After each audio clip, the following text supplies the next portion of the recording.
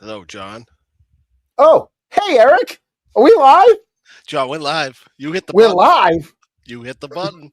Oh, I was just checking. Oh, this is the pop-up. This is the pop-up live. Well, John, we did 4 hours and 10 minutes yesterday, and we still didn't need to finish do a part And two. we didn't finish it. And we're gonna finish what we started. But I just read that Mass State Police Colonel Noble said that former trooper Michael Proctor worked on hundreds, potentially thousands of cases that all need to be reviewed in a TV interview, BostonHerald.com. John, it took them till mid-July to figure this out. Wow. Well, there you go. There's some news. You want some good news too? I do want some good news. And hello, Frank Manley. Welcome to the show. We're about to hit a major milestone for us.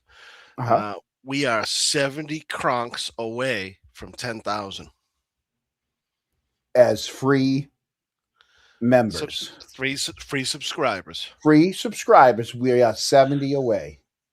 Well, it costs you nothing to hit the sub button. In other words, couldn't have done it without everybody that watches and everybody that subs, and I could have done it without you, Eric, and all the guests that we've had on. Everybody that we've had on. This isn't just a me show. Just saying, everything you have said is 100% true. This is a we show. This isn't a me show. This is a we show. And since we're having a we show, and I guess we'll have to monitor that because I mean that's a nice little goal, right? 10,000. Yeah, and 10,000 of anything's good, right? Can I get you to monitor that throughout the night to see if maybe we gain 1 or 2 people? I can do my best, but I've got Pricks and cider in my left hand and a mouse in the right hand.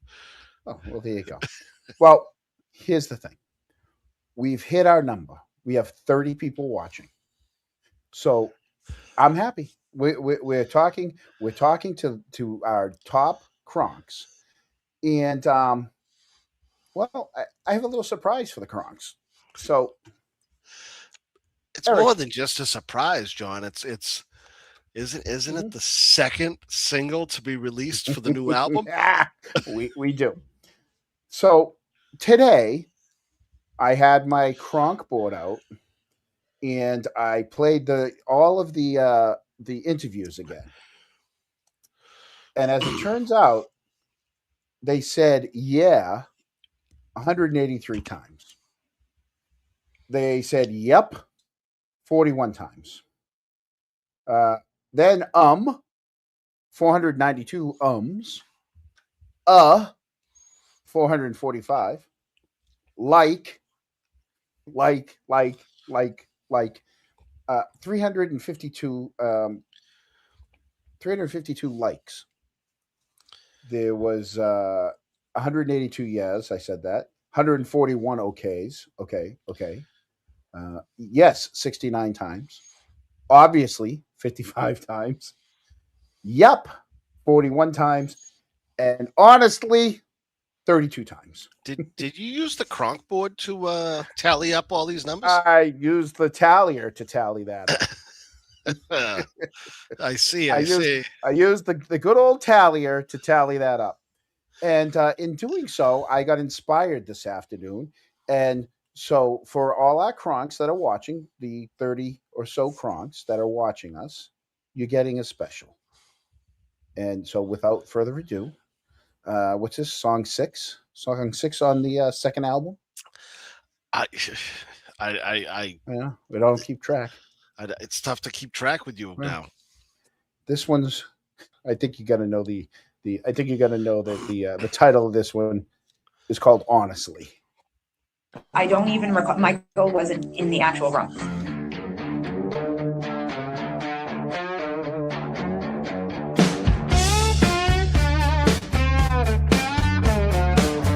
Yeah. And Tristan. Oh God, yeah. Yep. Oh yes.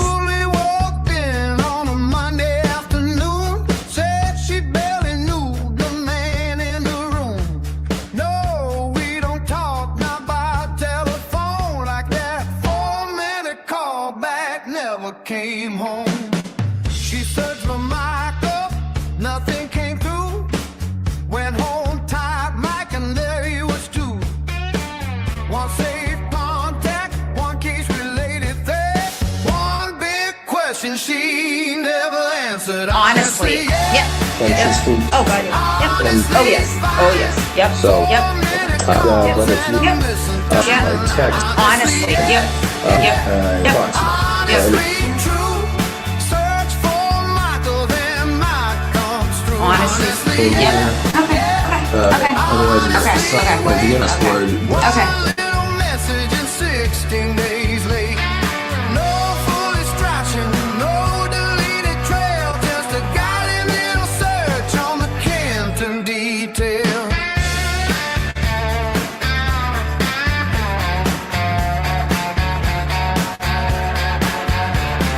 Parked road, when can call and come in? Julie said, hope the kids are good again. No day, no time, no answer inside. Just a thumbs up sitting there all night. They asked for the phone, but narrowed the deal. No dump, no download, just might keep it real. Julie said not today and took it away. Then signed for the search 16 days later. Honestly. Yep. Yep. Yep. Interesting. Oh, God. Yep. Oh, yeah. Some last night or something like that. Honestly. Yep.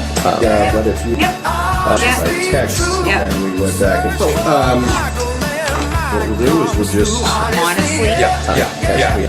Honestly. But I mean, What did they find?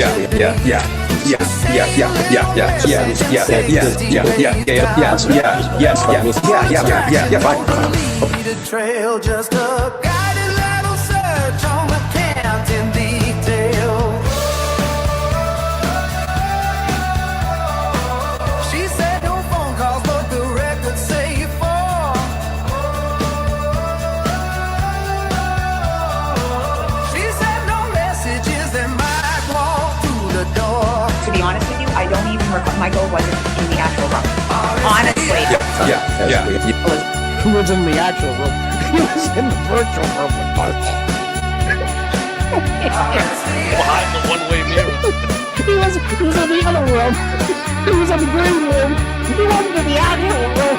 Honestly. Sorry.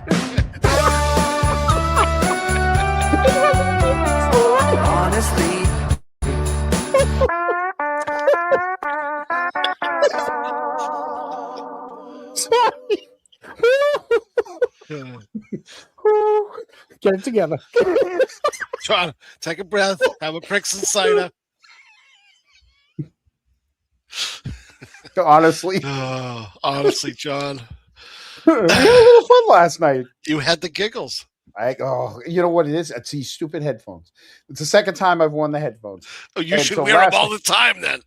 Well, the thing was, the minute I got the giggle, I heard you laughing in my headphones, and then once I heard you laughing, I couldn't stop. I got myself all stuck. Hello, Oh. Diane. Hello, Peggy. Hello, all the crunks. All right, that was Honestly. That's on the second album. That's Honestly, and I hope you liked it. Those of you that were paying attention, there was a little Easter egg in there. Hopefully, you guys are paying attention to Honestly, and you know the Easter egg I was talking about. So, Well, I'm sure you'll put that on the Video Kronk albums. no, Lucky wasn't in there, but yeah, Gina saw it. Gina knows. She saw two. Twice, yes, 2 Easter eggs. I'm sure. Now I just sit back and wait for the foursome to come after me. So, They're, or the they're- five. they're The five. coming. They're gonna come. They're gonna come after that one. All right. I'm gonna do a quick recap, and we're gonna try to be a lot more professional tonight, or a lot more serious tonight than we were last night. What's with this Wii stuff? Shouldn't be that hard, especially after watching the show back last night. That was a train wreck. That's why I don't I don't know. watch. I don't know why. Well, I watched because I wanted to hear about the mic problem. I want So to see you how bad it watched was. 4 hours and 10 minutes again? No. I went and looked for the giggle, Not that that's and a bad thing. I went and I looked for the giggle, and then I wanted to watch the very end of Chris's interview because I really wanted to try to piece together the three things that he had in his head that he was trying to say that he couldn't get out. But Oh, upside John, down. well, It's gonna. there's Oh, something I forgot. I yeah, forgot about was we had talked about this earlier. yeah. Are we looking for a little help from the Kronks? Yes, we are. So Eric came up with a great idea, but I really didn't like his idea, but I didn't want to tell him I didn't like his idea. So I came up with an idea to trump Eric's idea. No, so no, we're going to do Eric's idea too. So for the Kronks, and we're going to have to do this multiple times because tonight's an off night, but we would like any Kronk who would like to help us with uh, a real Kronk mascot. And we're going to put the Kronk mascot on some merch. And we're going to have a little contest to who submits. And then I guess we'll have to do a show in which we pick and choose. Maybe we'll do brackets if we have a certain number of entries. We'll do brackets, and whoever wins, that's the Kronk. That's going to be the mascot that goes on our merch, right? Um, I thought that this we had a very good Kronk sent us this, and I thought that was incredible, Outstanding. outstanding for at least for the Pricks Insider. So now we need something for us for the Kronks. I guess the beaver really wasn't working. Eric didn't like the beaver. We had the beaver up before.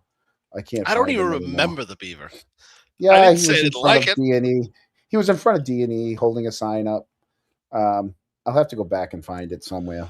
But we had a beaver. No, it's not going to be Caillou. We want it for Kronk busting because like in Ghostbusters, they had the ghost with the line through it. So I'm thinking like a Kronk Buster shirt. So Kronky. Obviously, it's going to be Kronky. We just don't know what the mascot is going to be. So And we're asking for your help. because John uses AI, you're all allowed to use AI. Oh yeah, or However even if it's by hand. however you can think about it, go right However ahead. you come up with it, even if hey, imagine if someone one of the art students wins it. You Some get art extra student. points if you do it by yourself, though.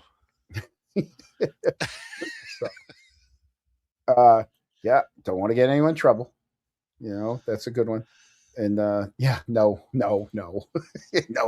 Um, so yeah, so so how we left off last night was last night we remember that Chris remembered communicating with Michael Proctor. He remembered the text. He couldn't find the text, but he remembered the text. He remembered that he had called Michael Proctor when Colin was upstairs at the Norfolk County District Attorney's office. And Michael, according to Chris, said, I'll text you when we're done.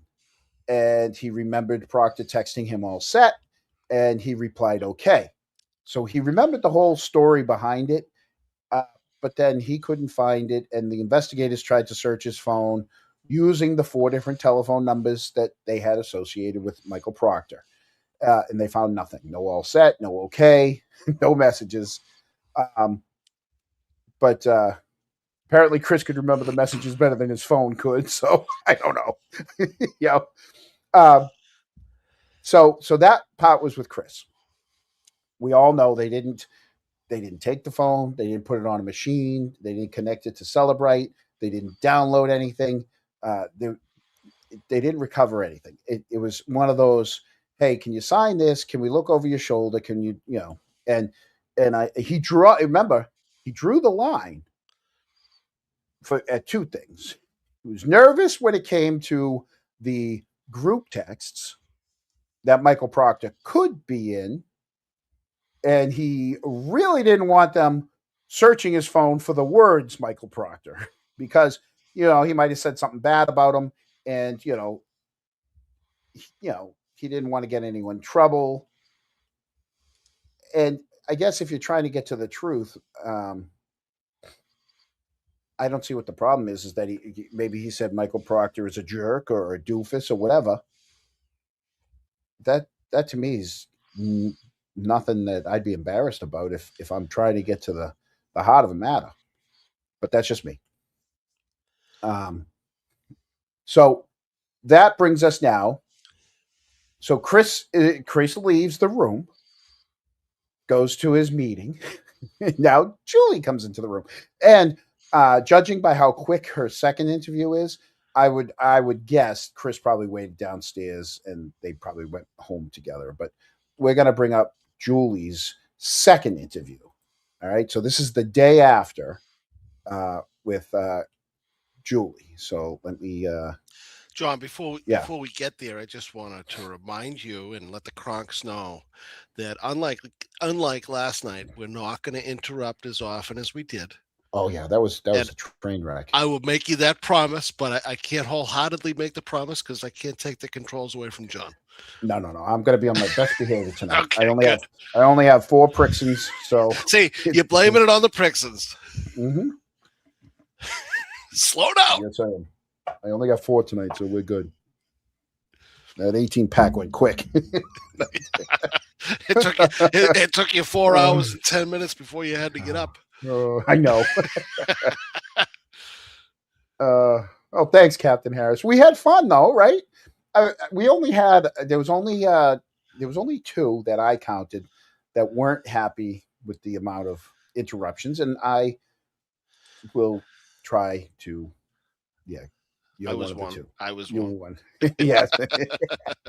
And we had another Kronk, and I'm going to work on it. Hey, we're not professionals at this. We're just two guys from Canton trying to seek justice for John O'Keefe.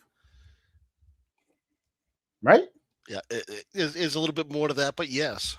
You got to get the good with the bad. Yeah. I mean, we are who we are. All right, so let's bring up Julie. Here you go. This is the beginning of Julie's second interview. And play. Okay, the body cameras are running, and we're on the record with audio and video recording. Today is Tuesday, March 19th, 2024. The time now is 5:56 p.m. We are inside a conference room located in the office space of the Disabled Persons Protection Commission, located at 300 Granite Street, 4th floor in Braintree, Massachusetts. I am Detective Captain Eric Benson with the Massachusetts State Police, and I'm joined today by Captain George Barrios, Mass State Police. Conducting an audio and video recorded interview of, could you please say your name, ma'am? Julie Albert. And your date of birth, please. And your address?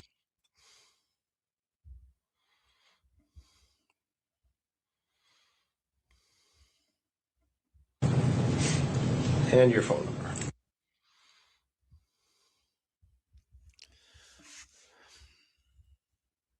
Okay.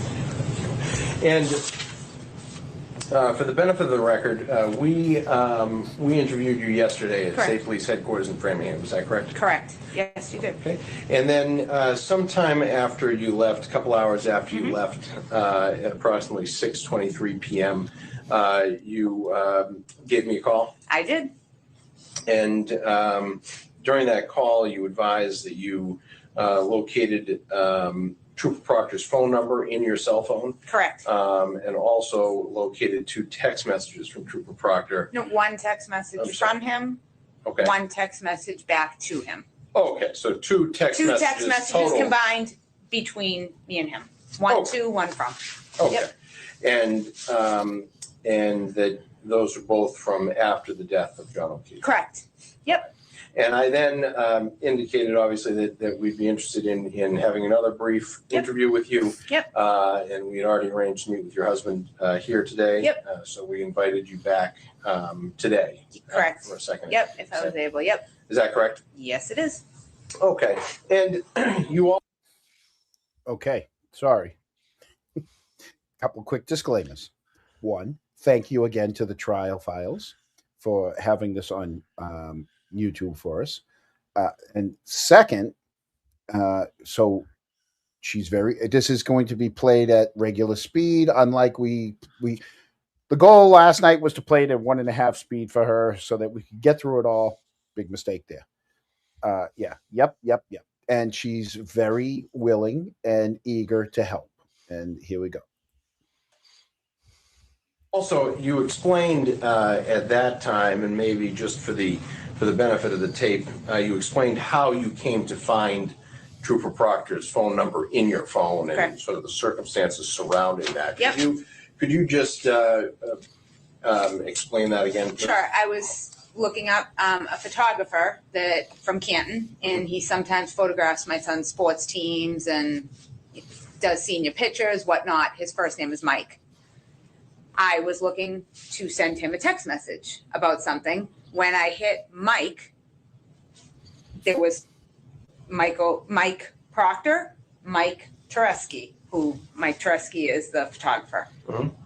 And I said, oh, I do have his number. And that's when I immediately called you, because I had his number. But when I was in the interview, I typed in Michael, which that's what I will call Michael Proctor, Michael, not Mike. And that's why it didn't pop up on my phone. Eric, what do you think on that? I don't like that explanation at all. Do you think if they pulled her phone records, did she ever complete that thought on attempting to contact Mike the photographer? Well, the thing is, once you put in the M and the I, all the Mike or Michaels are going to show up. Correct. I mean, I know there's probably a long list of them, so that might not be in the first 4 or 5, but I still don't like that excuse. But what I'm saying is if they pulled her phone records, do you think there's either a phone call or a text to that photographer that night? Or did she forget about that after she found Michael Proctor's information? Well, it's a hypothetical that may never happen. Yeah. But you're right. Just wondering. I mean, I'm wondering if she got sidetracked.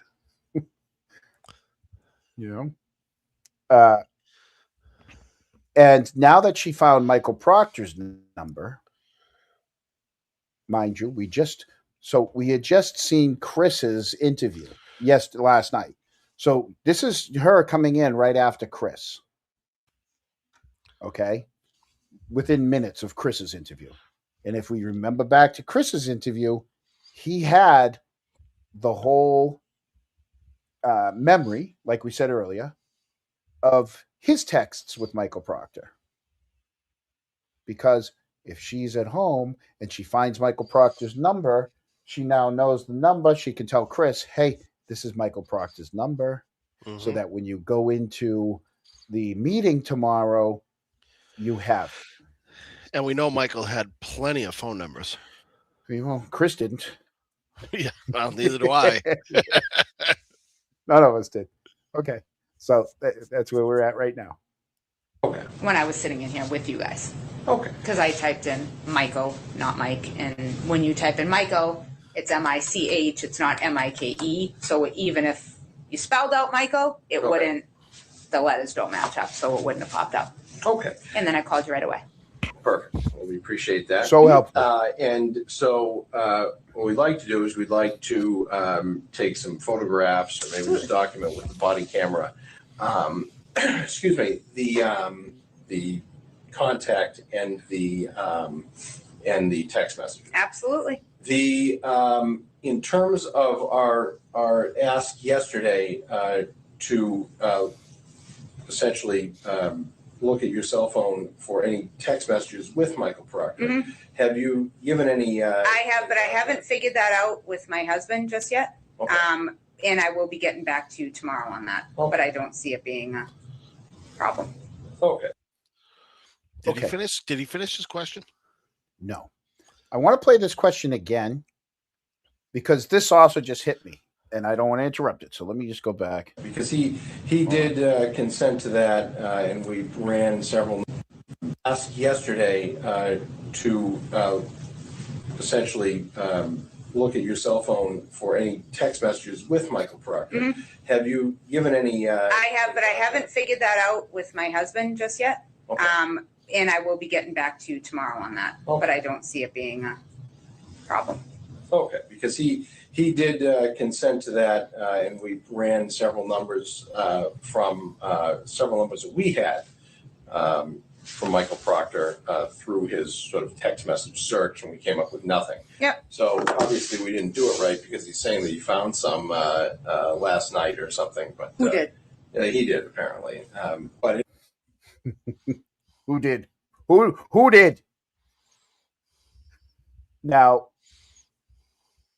Eric, I want you to pay attention to what they're about to do, and then I got a quiz for you. Oh boy. in any event, So I'm trying to. that's the scope of our inquiry. Just to reiterate, sort of the scope. So Yep. he's familiar with it. It's just a matter of looking at the text messages for his, information. Okay. I'm just trying to find this now because ironically, when I type in Mike, it's not. I'm just trying to find out how I Did you have it into this Mike Proctor? got it. By is that how you have it in? Mike, yep. Proctor or just Mike? MIKE Last name Proctor.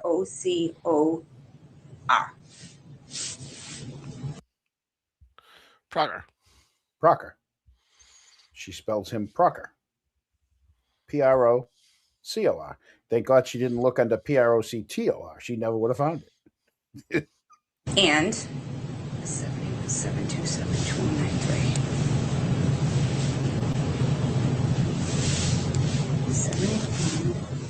727.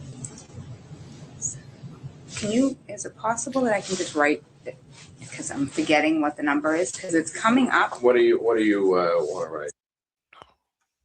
Mhm.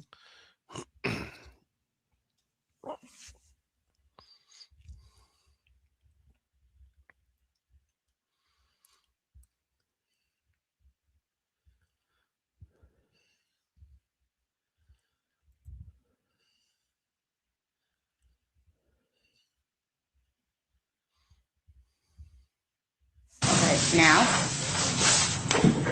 Okay. it's not. This is like the same thing my husband just said. I'm not understanding.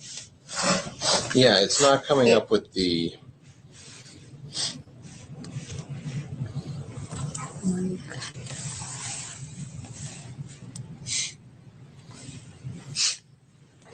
I'm not understanding what's going on right now.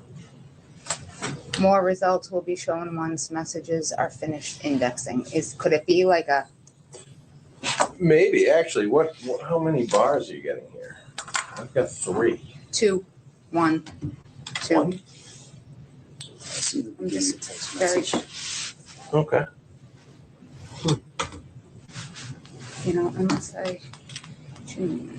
unless I do it this way.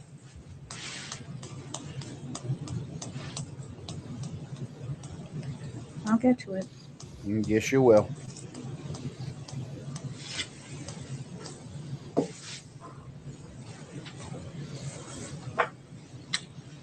Sorry about this. I'm trying. that's quite all right.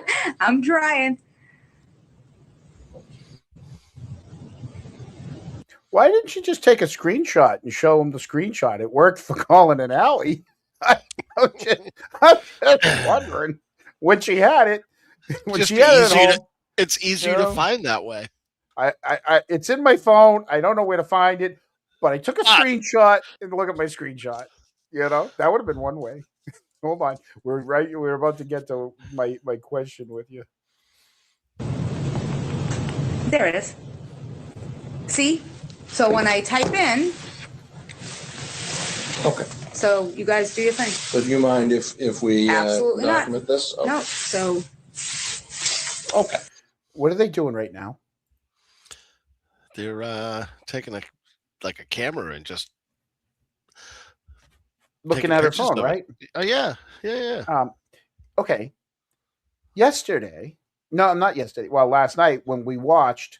So earlier this day that we're watching, like 15 minutes before her, Chris was in there, correct? Yeah. And when they asked Chris to do it, Aren't they missing a step here? What do you mean? Aren't they What's- missing there's a step missing. Well, Didn't Chris sign a paper? oh, I don't remember that. The same paper she's refusing to sign? To let them look through her phone? Yeah. So she refused. So she's telling them, no, you can't look through my phone, yet has turned over this for them to look through her phone. Because this is all they want. They only want any communication between them and Michael Proctor. If this is the only communication between her and Michael Proctor, why does she even have to come back for a third day and sign something? Was this day 2 or day 3? This is day 2. Huh. She hasn't signed yet. Well, let's keep going. Yep. Just something I noticed. So this is text message thread, That's from. 2 text messages. That's from, and that's my response back. The first one, I'll read it just in case the body cameras don't pick it up. Hopefully they do. First is an iMessage sent Thursday, June 22nd. Doesn't say the year. At 4:57 p.m. And it reads, "Hey, hope you guys are doing the best you can during this bullshit. I tried going through your attorney to set up a date and time to speak with Colin, but he hasn't returned my calls or my office calls. Can you guys speak with Colin and see what day and time works for him to come in and talk to us? Take care." And you respond on Thursday, June 22nd at 7:02 p.m. "Hi, Michael. Same to you and E. It all really sucks. I hope the kids are doing good." Okay. And keep in mind, I don't know if it means anything, but the check mark. oh yes, I don't know. Yep. And so you responded, No, or he responded with a thumbs up to your message. No, well, he liked the message He liked- itself. he He liked didn't the give message. a thumbs up. Yes. Okay. And just to make sure that we grab that. And then, do you mind if I click on his contact? Absolutely. Go to it. Okay. Info. Okay. Trooper Michael Proctor's contact is in your phone under Mike Proctor. And the phone number is. Okay, Eric. Yes. What was Michael Proctor's question to her? Oh, you're asking me to think of again? Come on. I don't remember. Just a minute ago on her phone. What was he looking for? John, I was reading the chat. Sorry, I wasn't listening. You didn't listen to Proctor's text in which he's asking her to say, "Hey, John, I don't recall. He can't get a hold of Colin. Yeah. Or Colin's lawyer. Yeah. And he said, "Hey, can you?" Basically, he asks. Let's play it back. Listen to the request. All right.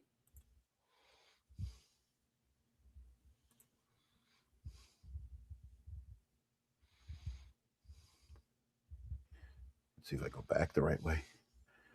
Okay. All right.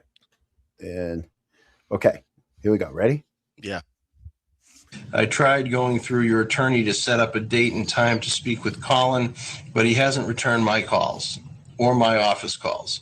Can you guys speak with Colin and see what day and time works for him to come in and talk to us? Take care." Okay, you got that? Yeah. Okay, he asks her, "Can you see what day and time works for him to come in and talk to us?" Mm-hmm. And her answer to that is, and you respond on Thursday, June 22nd at 7:02 p.m. "Hi, Michael. Same to you and E. It all really sucks. I hope the kids are doing good." where was the acknowledgement of, "Yeah, we'll talk to the lawyer," or "We'll talk to Colin," or "Yeah, we acknowledged what you're looking for"? Yeah, it's. And if he's calling if he's putting a text out there, not as a friend, but as a police officer, why is she answering him like a friend? Well, if you've already tried to contact the attorney, wouldn't you try the attorney again? Isn't that the proper protocol on that? Or, I mean, I'm not in law enforcement, so I don't know. And yeah, But it just seems strange that you called the attorney. The attorney, I don't think, is going to duck your call forever. as long as they can. I mean, we're 4 years in, and people aren't showing up for depositions. So, people are right now going through obstacle courses rather than they're real obstacle courses with mud. They're doing tough mudders every day just so that they don't have to go to a deposition. Yeah, the attorney gets a voicemail from the lead investigator. Hey, I'd like to meet with so and so, and we'll just blow that one off. Exactly. Yeah. Here we go. Okay. And keep in mind, I don't know if it means anything, but the check mark. oh yes, I don't know. Yep. And so you responded, No, he responded with a thumbs up to your message. No, well, he liked the message itself. He didn't give a thumbs up. Yes. Okay. And just to make sure that we, John, how much time had passed? And then, how much time had passed from the time that Proctor sent the text till she responded? Oh, I don't know. Oh, let me see if I hold on. Let me see if I have because I might be able to zoom in on that. Hold on. That's a good question, honestly. You deal with the Kronks and honestly. Okay. He sent the message Thursday, June 22nd at 4:57 p.m. Okay. Thursday, June 22nd, it was sent, and she answered him. Come on, scroll up. Keep scrolling. Thursday, June 22nd at 7:00. She answered him right away? A couple hours later? No. Right away. Oh, I thought you said it was at 7:00. 7:02. Yeah, well, didn't he text at like 2 minutes of 5? Oh, sorry. Back that up.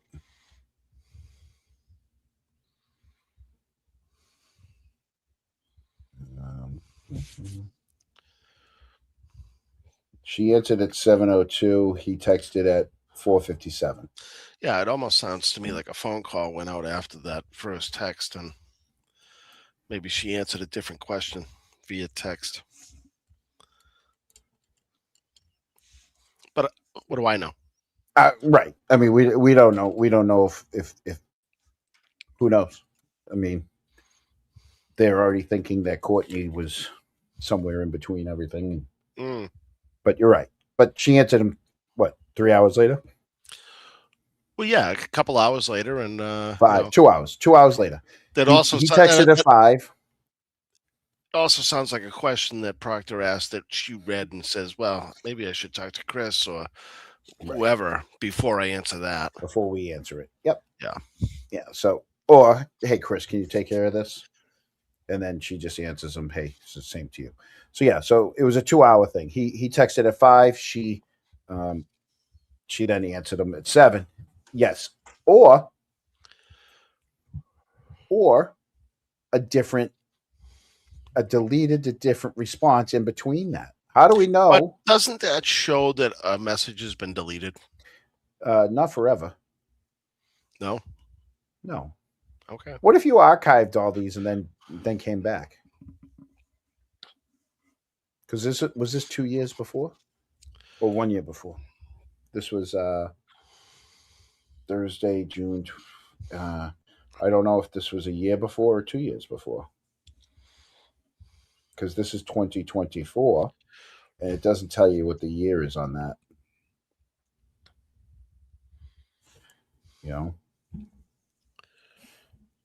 So, yeah, imagine Imagine if the interviewer asked to look at her. Can we?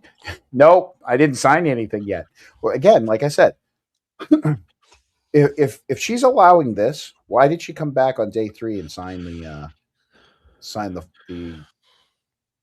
paper? But we'll keep going. Do you mind if I click on his contact Absolutely, go to it. Password for this. work phone or his? I have no idea. I would have no idea about that. Honestly, Okay. And I'm wondering if I can click on this to find out like when this was. Is the year? same thing. We don't know what year it Does it was. say right there or just the No, time? just the time. Oh, of course. Can I move it? Sorry, Yeah, I of don't mean to course. be screwing you guys up. 622. Right there. 6/22/2013. No, I'm sorry, 2023. Yes. There Sorry. you go. Oh. So it happened a year before because this video was in 2024. So this was June of 23. Okay. 6/22/2023. Okay. And I have to ask that, that does seem like a fairly casual statement, or text message from a state trooper, particularly, During this situation, during yeah. a situation. Yep. So it suggests that there was a friendly relationship to some extent to me. I'm not sure that I would say that to somebody who I was totally unacquainted with. Is that, Well, to what do you attribute sort of the casual nature of that? the casual nature, I believe that a lot of people at that time are and continue to be going through hell. It's not about being friends with someone. It's not about being close with someone. It's not about it because he is an acquaintance to me. From all accounts, he seems like a great guy, but to call someone a friend to me and to call someone an acquaintance is two different, levels to me. And I just think that There's a third level, Eric. There's friend, there's acquaintance, and what's the third level, Eric?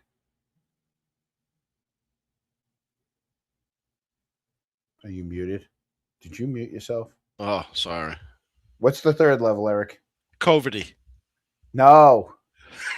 Are you Second. sure? Second family. Oh, yeah. Sorry.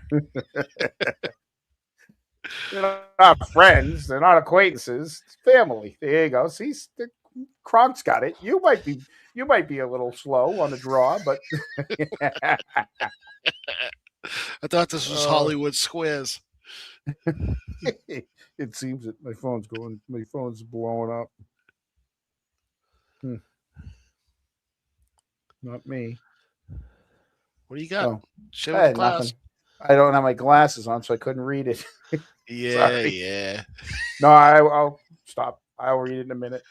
was trying to do something that he had to do based on his job, based on what his job is, and he had to try to get in touch with my son because the lawyer didn't return the phone calls. I mean, sounds to me, it's just pretty cut and dry, and I would respond to him or, hope kids are doing well. Like, hope the kids are doing well. Just like So I wouldn't take that. I wouldn't take that as someone I'd say to one of my BFFs, my best friends. I just take it as an acquaintance. Hope you guys are doing well also. I mean, given what has gone on the past 2 years, a lot of people are going through problems in their own problems in all different ways. And that's just the way. It's just the way the cookie crumbles. Why didn't they ask her why she didn't answer the question? I don't. Because that was a bunch of word salad right there. I mean, a couple of crazy Kronks figured that out, and they couldn't. Third, that was word salad of, hey, he was doing his job, and Eric, you're a third level friend. Yeah. Yeah. Oh, me too. Eric and me, third level friends. Uh, yeah, it's to the 22 Kronks that are watching us. Do you guys believe that answer? I just want to know. Do you believe that answer? Nice job on the pause too, John. Oh, I don't do that on purpose. Uh-huh. I really don't. I don't. Here, hold on. Let me. And Yeah. Okay. Better. Better. Okay. you don't remember how you came to get his number in your phone? Oh, I would have, honest to God, no idea. Honestly, no. Did he give you his card when he interviewed you? Why didn't they ask her that? He's a detective, right? He is a detective. So detectives give you their cards. Lead Right? investigator. No, case manager. It depends on who you ask. Depends on the day. Nope. Okay. Do you have any further questions about that? I'm just curious how you had his phone number. And you have no idea it wouldn't have been from his sister Courtney. I'm assuming if I got his phone number, it would have been from his sister way back when. I mean, It's fair that's to what say, I'm. right? Yeah. I mean, I'm assuming. I mean, Way back when? How far back? Because if she doesn't know him that well, how far back did his sister give him the number? Oh, 6-7 years. Okay. and I honestly, like, Honestly? I truly and honestly don't have an answer for that. I wasn't prepared for that question. That wasn't in my binder. Okay. One thing that came to mind overnight is, has anyone come to you? Obviously, your relationship with Michael Proctor and his family is I get nothing. I just want to pause it right there. obviously being discussed. Correct. In court. Correct. Yeah, so I hear. Yeah. And so has anyone at any time during this come to you before we came to you, come to you to attempt to ask you any of these questions regarding? That I have discussed with you two? Yes. No. Regarding your relationship with Michael Proctor and his family members. Nope. So to be clear, no members of federal, state, or local law enforcement have come to you to ask any of these questions? Nope. No members of a of defense counsel's team, including any private investigators? No. No members of the Norfolk County State Police Detective Unit or any other members of the Massachusetts State Police? Absolutely not. Nope. No other members of law enforcement? No. Okay. No. Okay. And that includes attempts. So did anyone ever call you or come to your house and attempt to interview you in regard to this? since this last court hearing, where I Not want to since make the sure. last court. No, not since the last court hearing. Since at any time. At any time during the pendency of this case, Regarding- the John O'Keefe case. Okay, regarding Michael. Regarding your relationship with Michael Proctor and his family members. No. Okay, we're basically regarding, there are things that are being said in open court regarding your relationship with, or alleged relationship with Michael Proctor. And so no one. So you're meaning like I'm walking out to as an example, I'm walking outside to my car and a private investigator walks up to me and starts asking, example, I'm saying, walks up to me and starts asking me questions. Like, Yeah, or you're something like talking, that, or they call you on the phone. They call me on the phone, no. Kind of just like what I did the other day. I called on the phone, I introduced myself, stated my purpose that I was looking to, investigate your relationship with Michael Proctor. No. Nothing like that has ever happened. No. Nobody. I got a hypothetical. What if Michael Proctor asks his sister a question to ask them a question to get an answer from them to go back to Michael? Has that ever happened? Has Michael Proctor ever called his sister not texted, but called his sister, asked his sister to call Julie to ask Julie, or the other way around. Has Julie ever called Courtney to talk to Courtney to allude to something to Michael, who went back to Courtney, who went back to Julie, who went back to Chris? Can you 'Cause rephrase the question? You remember the movie remember the movie Johnny Dangerously? Oh yeah. You remember how they say one thing, and by the time it gets to the end of the table, it's nowhere near what it should be, but he knows exactly. And they go, "How did you know?" He goes, "I know this telephone line." Similar.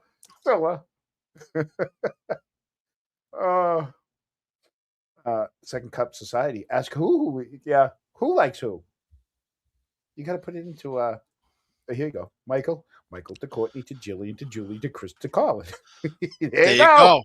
There you go. And then you're gonna go back the other way. It's up and down the river. Nope. I bet you the answer is no. The answer is no. Nope. No one has you. reached out to me other than you. And Other then than I you. reached Okay. back out to you. Okay. Yep. Nope. And the reason I ask is obviously if a relationship is being discussed or an alleged relationship is being discussed in open court, to me, I'm not sure that I would make statements in open court without at least endeavoring to speak to the people that I'm making these statements about. That's why I asked. If I was going to be talking about somebody's relationship or alleged relationship, as an investigator, I would certainly at least have tried to talk to them about that. You're not following, Eric? Yeah, I'm following. Oh, I thought you were. I thought you. Sorry. No. Well, he's getting there. Yeah. No, I thought I heard you go. What? Like kind of. Yeah, you did. Sort And, of get you their know. side of the story. Well, because you know what he's getting at. He's saying the defense argued something in court that they are trying to put a lid on, and that's why they have her in here. And the defense obviously never went to her, so how would they know this? If the defense never sent a PI, and if the defense lawyers never contacted her, and the PI didn't contact her, how would they know and allege this in court? Right. Meaning, Like what I'm doing kinda right okay, but you're talking like, are you talking like the defense? Like I was just explaining. Sorry, I gotta back that up. How many times did she just say "like" in one sentence? About that to sort of get their side of the story. Meaning, Like what I'm doing right now. Okay, but you're talking like, are you talking like the defense? Like I was just explaining. I guess at the end why, I was just explaining why I was asking the question. Like obviously, there are people that are talking about your relationship. Yeah, alleged relationship. Yeah. But those people that are talking about that have made no effort to talk to you about it. Correct. Okay. Correct. That's what 100% I was just getting at. Nope. And the reason why I was asking is that obviously if you had spoken to somebody in the past, then that would be a prior statement of yours regarding this matter, which would be relevant to our inquiry into your relationship. So just wanted to see if you had made any statements to anybody else, private investigators, other members of law enforcement, et cetera, regarding this particular, issue regarding your relationship with Michael Proctor, because obviously, it would only make sense to me that if people are talking about it in open court, there would have been some effort to investigate this by talking to you somewhere along the way. I wouldn't be as, some person walks up to me in my parking lot and tries to ask me questions. No, and I'm not saying. It's just like when I got your phone call, like I said, I had to try to, I Googled, and I'm not going to lie, because right now, it's crazy. She's not going to lie about this, okay? She Googled his number, and she's not going to lie about this. Nope.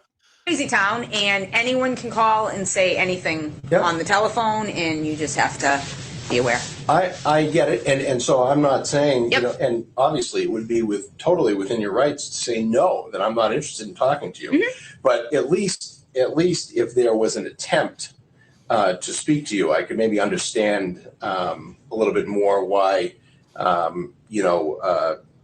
statements are being made about your relationship with somebody. I don't really know, but no one has, besides you, no one has tried to ask me questions. Do you think that could have happened and you just told somebody no, that you're not going to speak to them?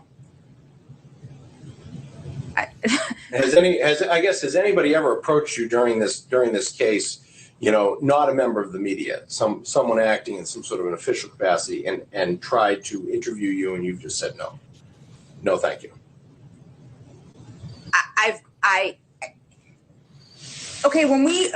I'm getting really confused here. When we say, I'm not looking to confuse you. When we say a member of the media or something, there was a time that I received he didn't ask member of a media. He asked any law enforcement, any official, anyone acting in any official capacity. He didn't say media. That wasn't the question. And she's going to get into the media of this. And secondly, before she answers this, we want to say thank you to for the $2 donation by JCO 258. Every little penny goes to something. Pretty much goes back to Canton. So, thank you. My son Colin, he joined the military. It's a travesty. It is a travesty.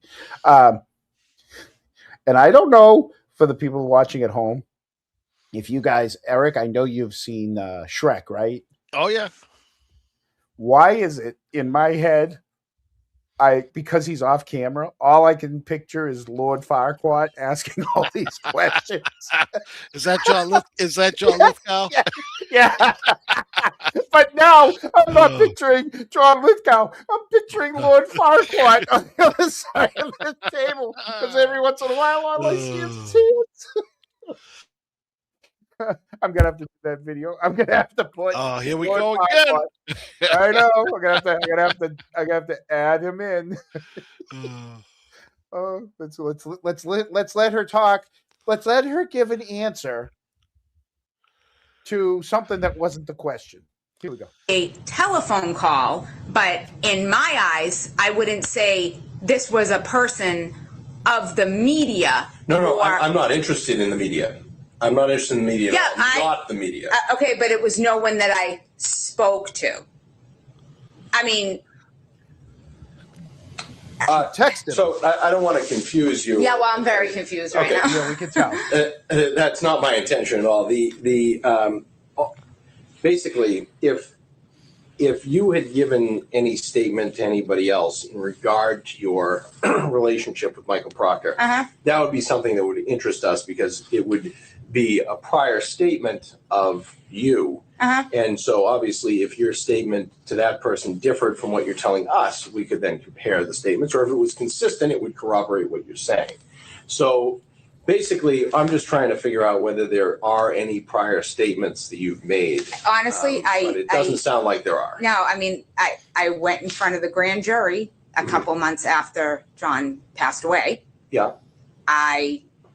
I mean, I think it was it was a couple months. I believe it was a couple months after he passed away. But were you But asked about your I don't- relationship with? I don't know. Okay. No, not at that point. And to be honest with you, I was grieving the loss, of my friend. Like Sure. I don't even remember. It was a scary thing to sit Oh, up there, and I it was get it. it was very whatever. And so, to the best of your knowledge, no one aside from us has No. has attempted or actually interviewed you in regard to your relationship with Michael Proctor. No. Okay. No.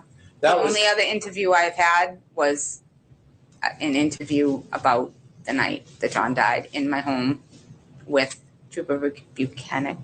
Yep. And what we discussed yesterday. Okay. And Michael. Yep. That's That's it. Yeah. And I'm sorry if I got confused, but no, and you know. that I think we've clarified the confusion. Okay. Okay. Very good. So you'll get back to us in regard to our request Yep, for I will call you tomorrow. for the additional Yep. scrutiny of your phone. Yep. And if you can, that is one of the numbers that we plugged into your husband's phone. So maybe you can try to help him pull up that text message. He's a rough one when it comes to He's electronics. He's well, no, in his He's a rough one. That might be a T-shirt or a song. You never know. He's a rough one. his defense, that Did you do it too? well, I'm the one who did it, so Yeah. it didn't come up for me for whatever reason. But you did seem to have some problems. So I'm wondering if there is some sort of There could have, because issue with yesterday this. when I typed in, I'm telling you, when I typed in it was I don't know. It wasn't there. coming up. But Yeah. we're interested in collecting, what you. Yep. he has Yep. as well on that. So when phone. he gets home from his meeting tonight, I'll grab the phone and try to type in and see if I see anything, and tell him to just call you. You said you'd get back to him.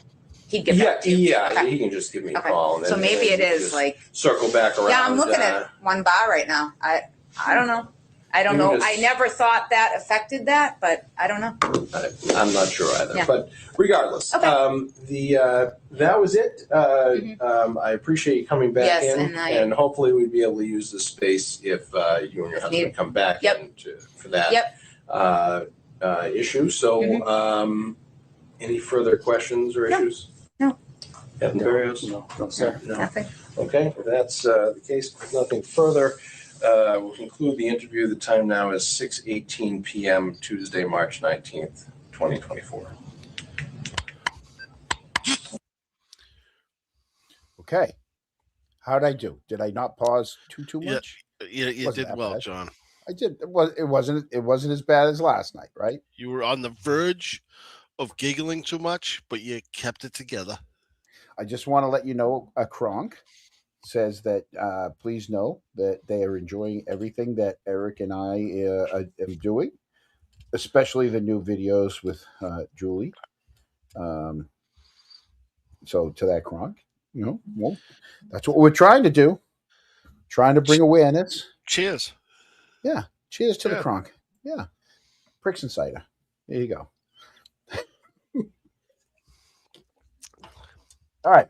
So Julie then leaves. Okay. And I need 30 seconds to pull up. Pull up. I need 30 seconds to pull a Colin. Yeah. Pull up, bitch. Because what happens is it takes 16 days before she comes back. But in the meantime, on April 25th, Courtney shows up. Courtney then comes. Yes, she does have a third video, and it's very short. But we're going to play these for the RMH. Courtney comes next. We're trying to do this in chronological order. So Courtney then shows up. So let's bring up Courtney's, because she shows up during the 16 days that Julie spent trying to help Chris go through his phone. So share screen. Do Courtney Proctor Elberg. Let's share it. All right, and let's pull this up, and let's I'm going to pull this up on the screen. Add to stage. All right. So now we're going to hear Courtney's version of everything. And huge shout out to Sam today, because she is just absolutely killing it with nailing their personalities and all of the discrepancies in their, I don't know if you call this testimony. So 325. So this was 5 days after Chris and Julie were there. So 5 days after they went and saw these Lord Farquaad, now Courtney meets up with LF. Here we go. Okay, the body cameras are recording. Today is Monday, March 25th, 2024. I'm stopping it for this, Eric. Eric, Yes, sir. hit it. Okay, I gotta get there. Hold on one sec. JCO 258, thank you so much. Eric is going to Give us the fucking timeline. And we'll go easy on you.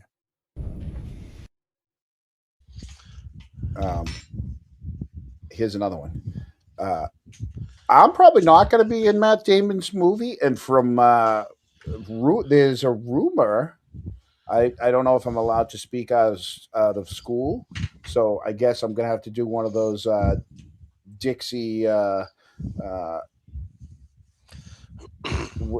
speaking in puzzle or cryptic. Well, I'm going to be before you cryptic get too Dixie. cryptic, Yeah. isn't there a picture going around of Matt Damon playing Chris Albert?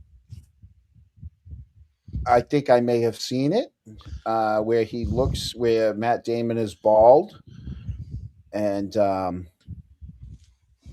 I don't know how happy people are going to be with the movie. How's that? How's that for cryptic? Yeah. Don't get too excited about it. Yeah, we'll leave it at that. So, yeah. All right. Let's bring up Courtney. All right. Let's where do you hit play on this thing? Oh, right here. The time is 5:02 p.m. We are inside a conference room located within the Disabled Persons Protection Unit located at 300 Granite Street, 4th floor in Braintree. I am Detective Captain Eric Benson with the Massachusetts State Police. Also and known I'm as joined Marquardt. today by Captain George Barrios, Mass State Police. and we're conducting an audio and video recorded interview of, could you please state your name, ma'am? Courtney Elberg. And it's ELLBURG. 1 L, so ELBURG. Okay, thank you. And your date of birth? And your address?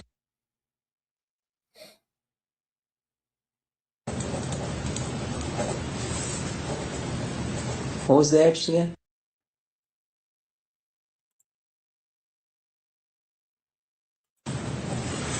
And a phone number.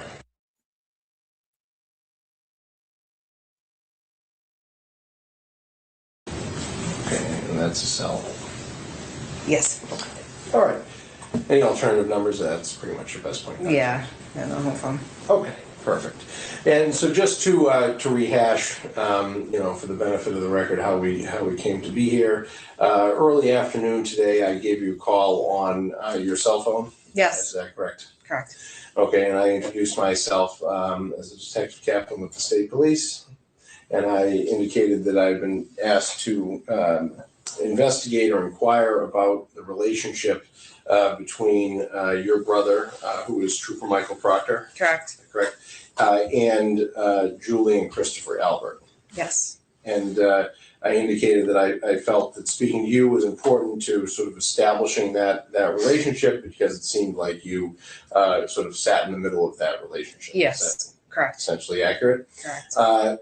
So I asked what your availability was, and it seemed like you had conflicts during the day due to work, but you indicated that you were available this evening. Yes. Then proposed that we meet for an interview at this location. Is that accurate? That's correct. Okay, and then after confirming that, I left you a voicemail to confirm the same, Yes. and then you called, I don't know, 10 minutes ago to indicate that you were here. Yes, correct. Okay, and then we walked up and sat down here, sort of explained again who we were, what we were doing, and asked if you had any questions before we started the tape. Correct. Okay, perfect. And just for the benefit of the record, do you know who I am? Lord Farquaad. No, I don't remember your name. Lord Captain. Farquaad. No, Okay. that's perfectly fine. But we've never met before. For the record, I don't believe that I have ever met Courtney. No, I've never met either of you. No. And Captain Barrios. Nor have I. This is the first time we're meeting. Yes. Perfect. All right, and so we'll just get right into it. Do you know Julie and Chris Albert? Yes, I know them. How do you know them? Julie is the older sister of my friend Jillian, and I met Jillian when we both began junior high in 1991 at the Galvin Middle School. We both started there in 6th grade, and that's when I struck up a friendship with Jillian, and we were friends since then. And Julie is her older sister.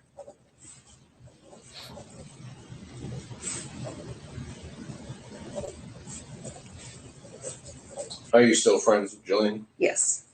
She still lives locally? Yes.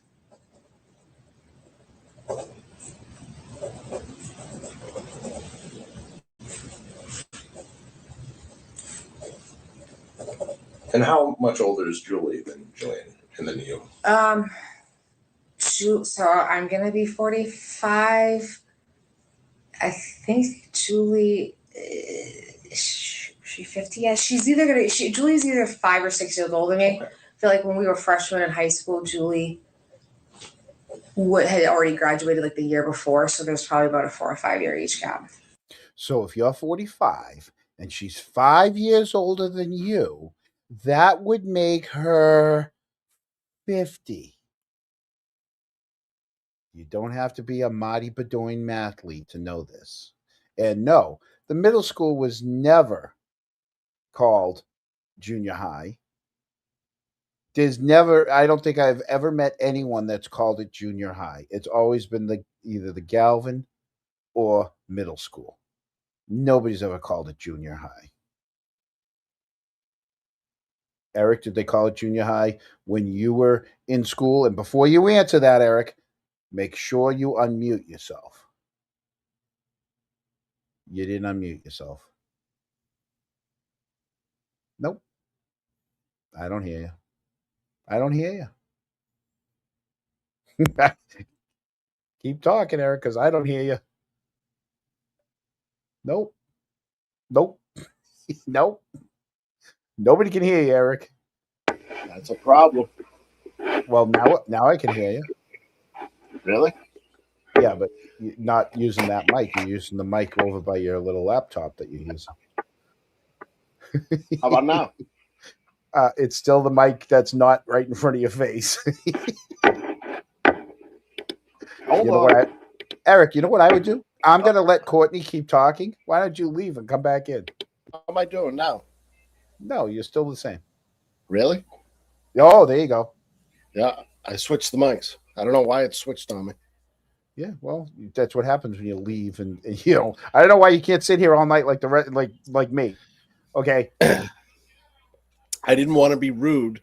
It takes a 4-hour show for me to get up. My wife was out to dinner with her mother, and she brought me back dinner, and I didn't want to eat in front of everybody. You took a break from our show to go eat dinner. I'm about to take another break to finish it off. This is why I don't pay you. I swear to God. You can't even sit through a show without going to eat, the bathroom, to drink.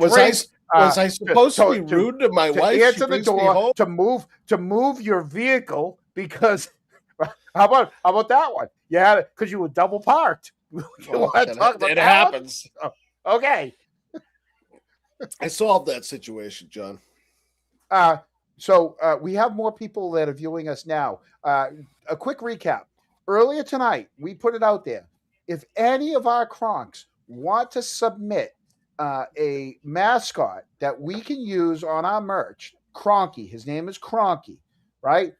You send us, we will have some sort of competition where everybody gets to vote. We'll do some brackets, and whenever the winning Cronky wins, and you know what? That person who wins, we'll give them some free merch from that with Cronky on it. Nice. And bragging rights. And they get bragging rights. They'll be the number one Kronk for 2026. They'll be top Kronk 2026. They can be the Cronky creator. They'll get the Kronk Award. Yeah, they'll get a Kronk Award. Right?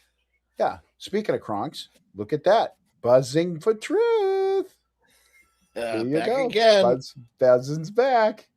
Oh, Buzzing, you're going to get in so much trouble. Okay. No. All right. So I did pause it, Eric, while you're gone. And basically, she's been talking about junior high, and that's where we're at. Here we go.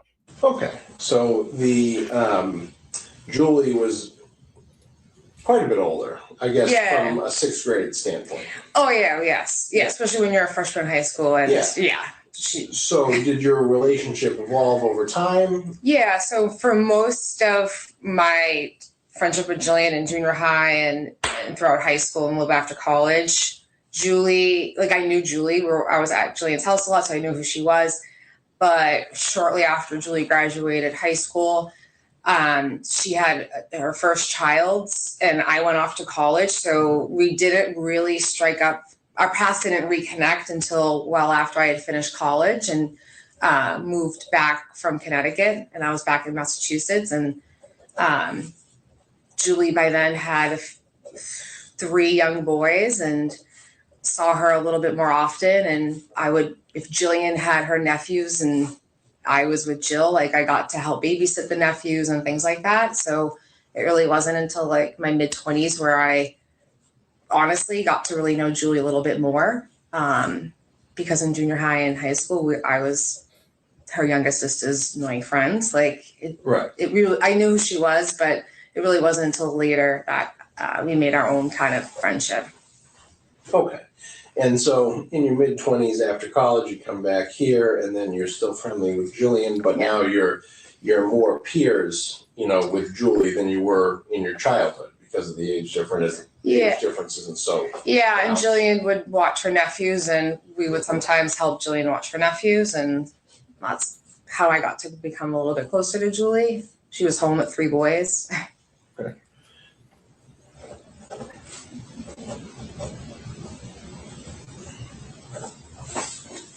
And so over time you got Julie's phone number and started to talk to her and sort of without having to go. Was it a situation when you were younger? Obviously you go through Jillian almost entirely. Yeah. And then at a certain time it sort of became a thing where you would talk to Julie directly and. Yeah, I think a couple of times I might have helped babysit one of the boys from time to time.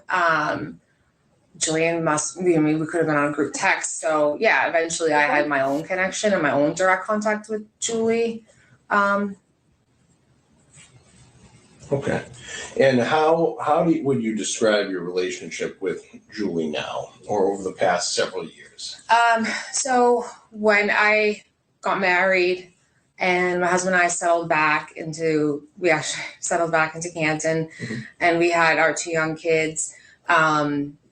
Julie, helped. When I went back to work, I didn't want to put my kids in daycare. Her boys were at that point in high school and middle school, so they didn't need her as much, and she didn't work. So it was someone familiar that one could be like, help me with watching my kids. Yeah. And I just didn't want to put my kids in a daycare facility. So my parents watched my kids for a few days, and then Julie watched my kids for a few days, and it worked out. It was someone who I knew, someone who family I've known for a long time and I trusted, and she helped provide daycare for my children. So her and I definitely got closer over the last few years, because she helped watch my kids. Right. So we talked pretty regularly because of that. How many days, when did she start watching your kids? So when she watched for me in the summers, and I was born in 2013. I went back to work 3 months later. So she watched a couple of days a week for me until I went off to preschool. And then there was a period before she was born where Julie didn't help at preschool. And then I was born in 2016. And then she watched for 2 to 3 days a week for me, up until he went to kindergarten, which was 2 years ago. Okay, so between 2013 with a small break and 2022? Yeah. So for 9 years or so? Yeah, off and on. Watched my kids 2 to 3 days a week. Okay.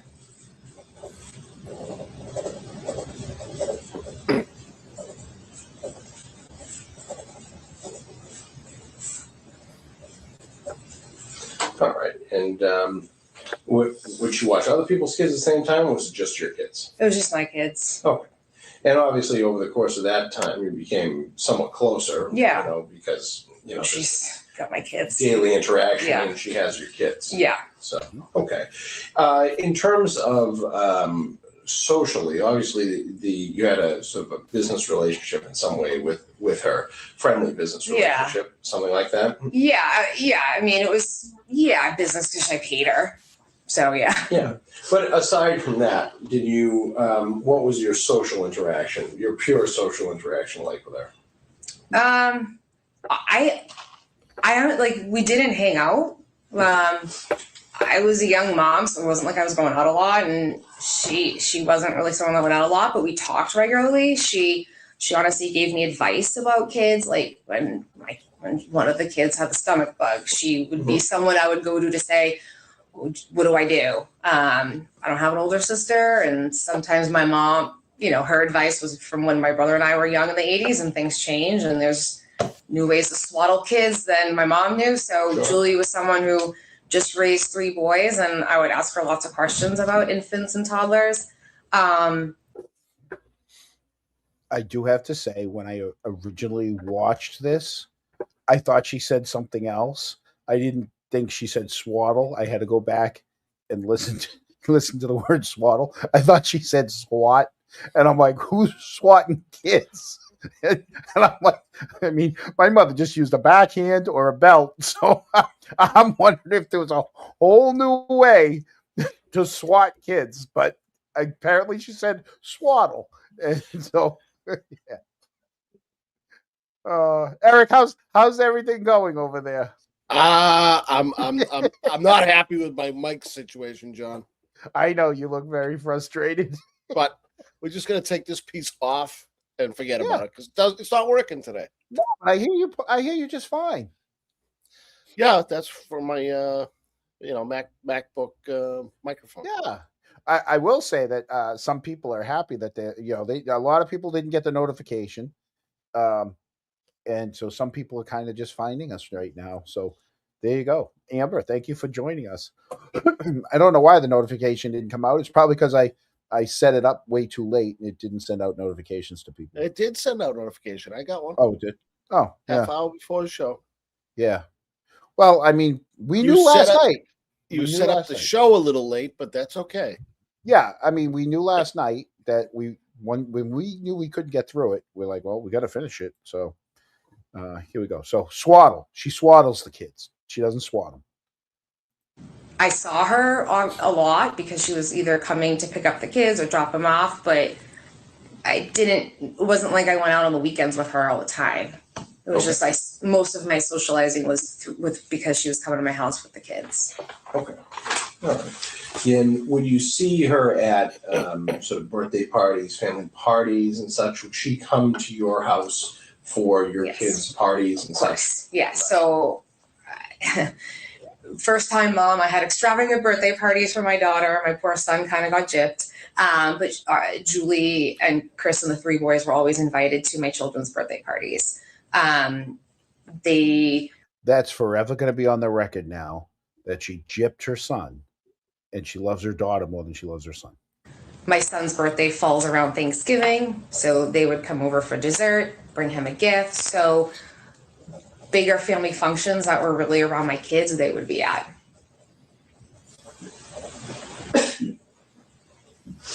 Okay, so mostly birthday parties. Were they at your wedding?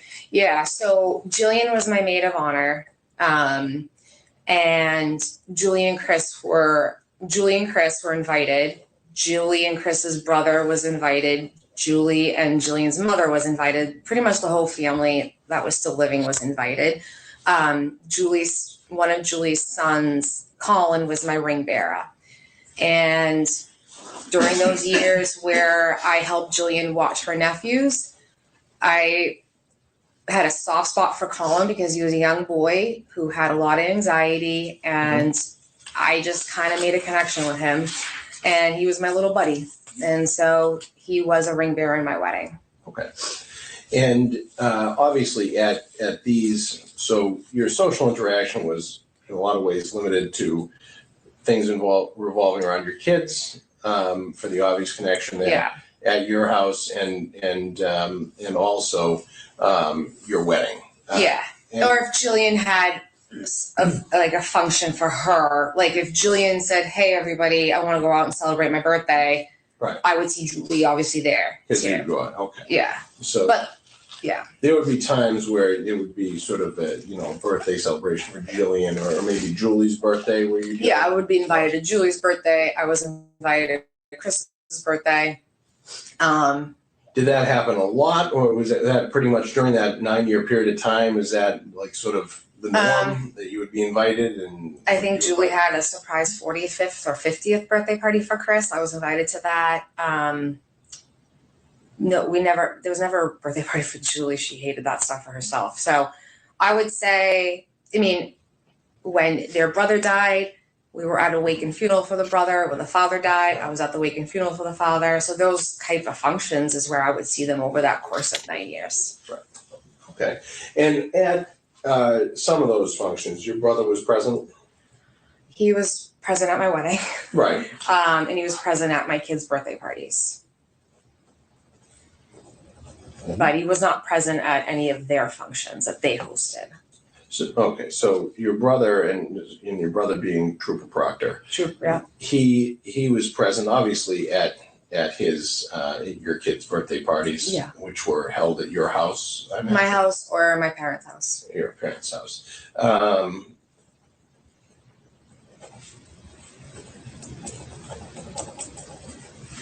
Hey, Eric. Eric, did you mute yourself again? Yes, John. Okay, because you're eating. So, do we get this right that Trooper Proctor was at all of her family functions, as were the Alberts, but Trooper Proctor wasn't invited or didn't attend any of the Alberts parties, right? And if we can remember Chris says, I don't want you looking through my phone because I might have called him some bad names. So could it be that that maybe they didn't like Trooper Proctor? But Kevin did. But Kevin did. But Chris didn't. Really? What? I'm asking questions. I'm not. I'm just throwing it out there to ask. Good question, John. Because she just said he was at all of her family things, all like as were they, and she was at all of their things, but he wasn't. Right? And so the Alberts aren't inviting him; they're only inviting her. Well, how much partying or events do they have that do the Proctors invite the Alberts more than the Alberts invite the Proctors, or vice versa? I mean, Exactly. you don't know the whole story. Exactly. Yeah. Here we go. No, you hit it right. You hit it right there. And did he interact with, I guess segues nicely, how does your brother, or how did your brother, or did your brother come to know Julie and Chris Albert and their family? I mean, the age gap with Julie and I is about 5 years. So the age gap between her and my brother is even bigger. So there was never any like overlap in schooling. He came to know them through me. Michael knew, obviously, Jillian was a close friend of mine. He knew she had an older sister, an older brother, and 2 older brothers. But it really wasn't until like my mid-20s when we were all out of college and all kind of came back to this area where we kind of, all the high school friends kind of all reconnected. Mm-hmm. And so when I had the kids and she was helping, that's when he would see her. Mm-hmm. Like if she was home, if she stopped by to drop the kids off and my brother happened to be at my house, he would see her that way. Or obviously at these parties, he would see her, and the wedding. And it was just like, oh, hey, how you doing? Just being friendly because he knew who she was. And obviously he knew that she was watching his niece and nephew, but it was just more of in passing they saw each other and they were at the same events. Okay. And did you while they were at these events, was there a lot of interaction, or was it the interaction sort of in passing? It was, I mean, it was more in passing. I mean, at specifically my children's birthday, it was a lot of family and friends. So my brother knew everybody there. So he was circulating around, and Julie and Chris only kind of knew a few people there. Right. So, when it's a party, you talk to everybody there, but it wasn't like he only hung out with them. It was Right. like, hey, how you doing? Things like that. Okay. So I guess to sum it up, what would you say your view of your brother's relationship is with Julie and Chris Albert? He knows who they are. He's friendly, but it's my sister's friends. That's really the extent of it. But yeah, I don't know. I don't know if you want to ask it a little differently. Like, I don't know what you No, mean by, like, I think that's fine. Yeah. So essentially, Eric, believable so far? I need more. I need more. Okay. your brother knows who they are. Yeah. He knows that they're friendly with you. Yes. He knows that Julie babysits your kids and, Yeah. and enjoys somewhat of a quasi-close relationship with you, because if it's a 9-year relationship, watching Yes. your kids, I think by the very nature of that, it has to be at least a quasi-close, Close, and I trust her. trusting Yeah. relationship. Yes. But did you ever know him to socialize with them without you? Never. Yeah, No. that's it. He didn't even have their phone numbers. Okay. He had to ask me for their phone numbers All right. when he needed it. He had to ask me for their phone numbers. Still doesn't explain how Julie called him and he called Julie back. Unless he had to ask me for their phone numbers before all of this. John, if he had to ask his sister for their phone numbers, Uh-huh. that should have been enough for him to realize that he should have told his supervisors, I'm probably not the right guy to be investigating this. That too. But do you see where I'm getting at is Julie called him first. Yeah. How can she give him Julie's phone number? How did Julie get his number? Julie doesn't know how she got his number. From years and years ago. It was from way back. He had to ask for the number. Well, he had to ask for Julie's number. Julie probably already had his number. We don't know from how far back. Correct. We don't. I mean, right. Well, we do because they were sending group texts. And when did he ask you for their phone numbers? When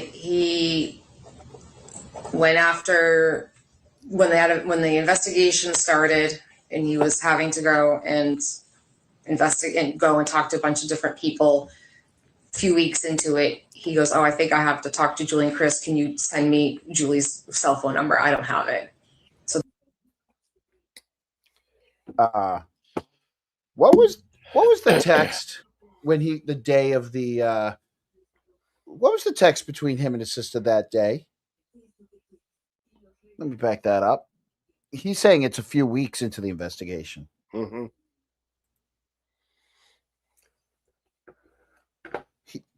She said he didn't get their phone number until a few weeks.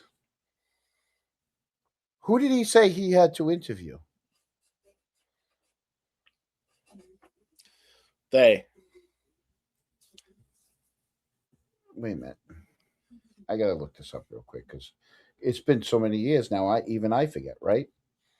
Michael Proctor's text to his sister on the day of January 29th.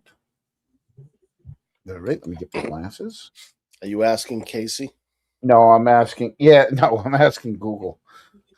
Yeah. I should have asked Casey. Let's see. All right, let's see. That's when That was on the 1st. Let's see. That day, who remembers the text? Come on, some of the Cronks must remember the text when he was on his way. He was texting his sister on that day. I don't know. I'll have to find it. All right, listen. We're getting there's got to be. I'm gonna have to go back to this because Julie called him. He didn't call Julie. When the investigation started and he was having to go and investigate and go and talk to a bunch of different people, a few weeks into it, he goes, "Oh, I think I have to talk to Julie and Chris. Can you send me Julie's cell phone number? I don't have it." So that was February of 2022.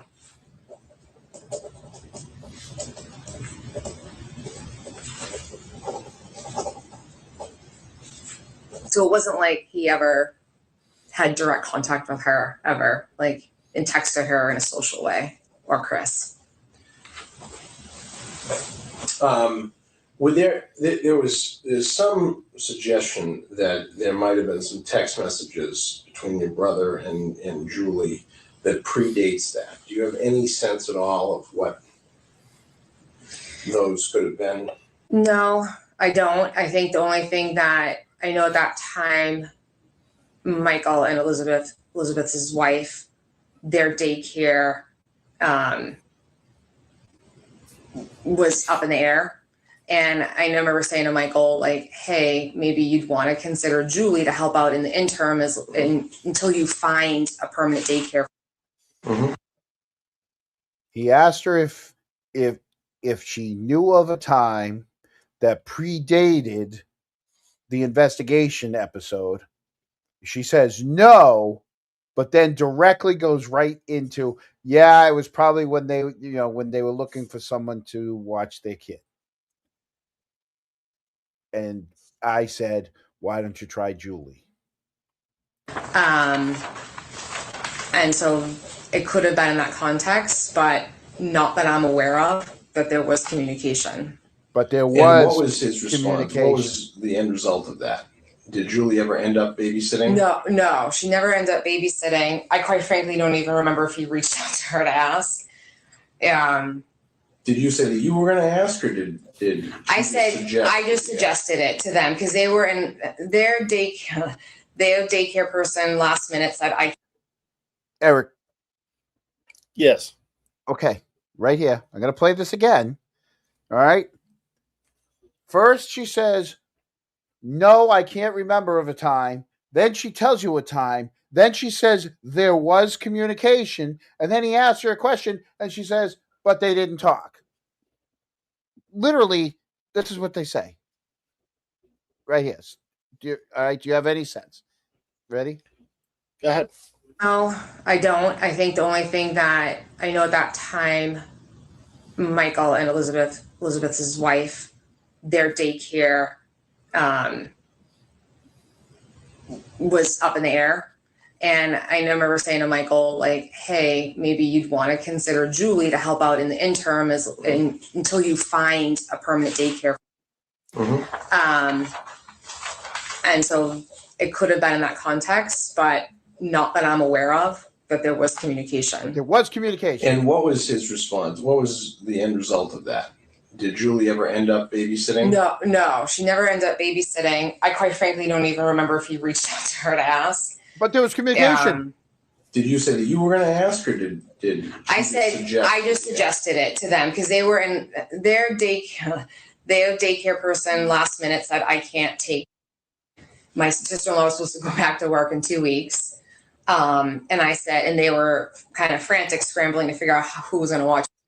And I suggested, hey, you might want to consider Julie was about to go into kindergarten. So I wasn't going to need her anymore. Okay. And I was like, hey, might be someone to consider because I know like you're scrambling, but it was just a suggestion than anything. Okay. All right. So you don't believe that Julie ever babysat for your brother? No, Okay. If there was And you don't even communication. know if he ever asked her? correct. I don't. Did you ask her if she would be Yeah, able I to? did say, would you, if Michael were to reach out, would you be willing to? And she's like, yeah. But then I said, okay, I'll suggest you. I didn't want to suggest her without her Sure. she would be okay with that. But the onus was on him. The onus was on him, yeah. Okay. And you don't believe that ever happened? No, And Julie never told you that, did? no, No. Julie never told you that she babysat for him. correct, no. No. Do you know if if Julie or Chris ever were at your brother's house? Was there ever an occasion where they went over to your brother's house? Not that I'm aware of, Nah, no. it smelled like goat.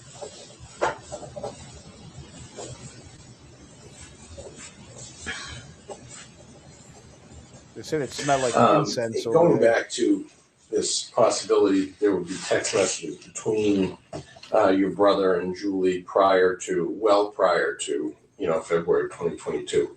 Is there a possibility that he would have then found himself on a text thread, like a group text that included Julie and Chris? At Possibly, because some period of time? possibly, my son was a bit mischievous at his school, so there were times where we did have a group text where Julie would text me saying got in trouble, and there could have been a group text where I included my brother to kind of tease that. At 3:00 down the principal's office, so there could have been a group text where because my brother and I tease each other a lot, so there could have been a group text where I added my brother to kind of tease about getting in trouble at school, because that happened a few times. So it's possible there was a group text, to be honest, where it could have been my brother and Julie on it, and it was in the context of an update of getting in trouble at school that day. Okay. All right. Have you looked in your phone at all to see if there is one? No, I haven't. I have not gone into my iCloud and scoured the last few years. There definitely hasn't been one. If there was, it would be years old. That may be true, but given the fact that there's there are statements being made about this relationship, and it seems like text communication years prior to the death of John O'Keefe obviously suggests that there is potentially some deeper relationship than there is, which is sort of one of the reasons why we're here trying to figure it out. Yeah. And if there is something that is a group text message, something like that would be recoverable, that would be helpful, because if it's something as innocuous as my 3-year-old did something crazy at school and was sent to the principal's office, and they just both happened to be on the text thread, then obviously that particularly if the text thread originated with you and you just happened to put them both on it because you knew both of them. So do you have any memory of including both of them on a text thread? Or so did you see how close to the table she was for the last? So ever since she gave the answer about the fact that there is or could possibly be at least one group thread in which they were all together. And I don't know about you, Eric, but normally if I have a group thread with multiple people, it's not a one-time text. It's like an ongoing text. Right. It's usually ongoing for a while.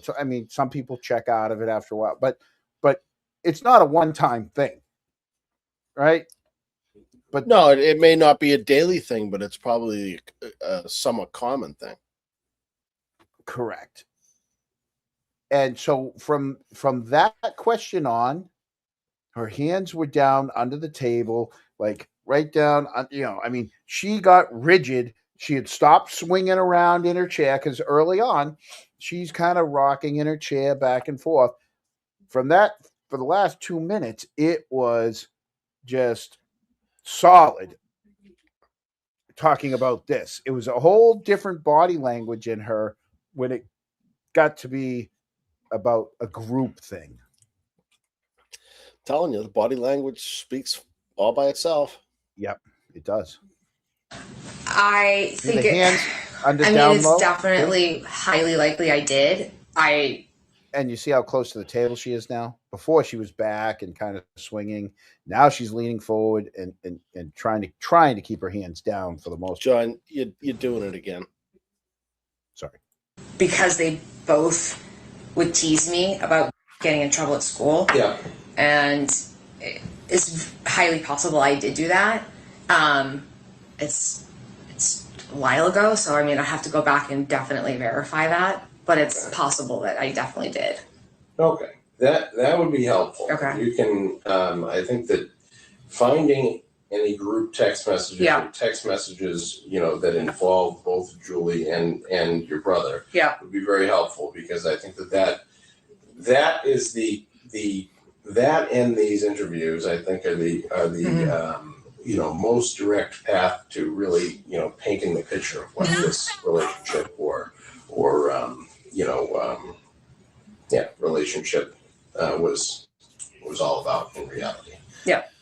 So if you wouldn't mind doing that, and unfortunately time is kind of the essence. We're kind of in a time crunch. So if you can sort of dedicate yourself to that, that would be going to my iCloud. That would be very helpful. How come they didn't ask her if they could go through her phone?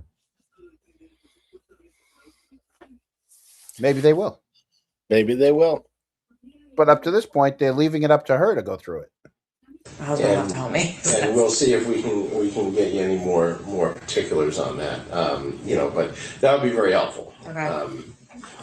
So, all right.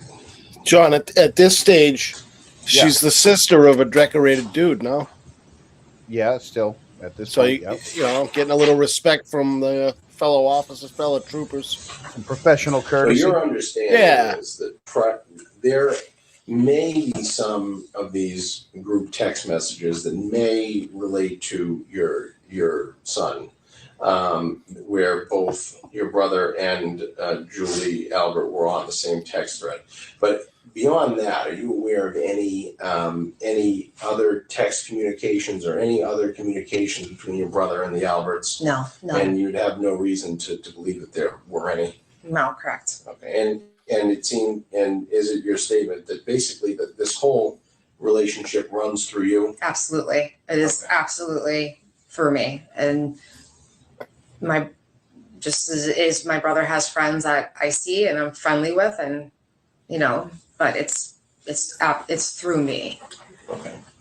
And how, I think you already said it, but how often do you communicate were you communicating with Julie around I guess in the last 3 years? How many times per day or per week would you say?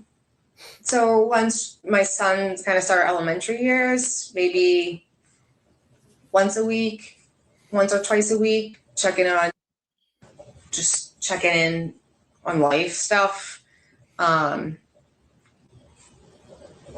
So yeah, once or twice a week after she was done watching my son. And that kind of corresponded with this, with the death of John O'Keefe. Is that accurate? He started school a couple of years ago?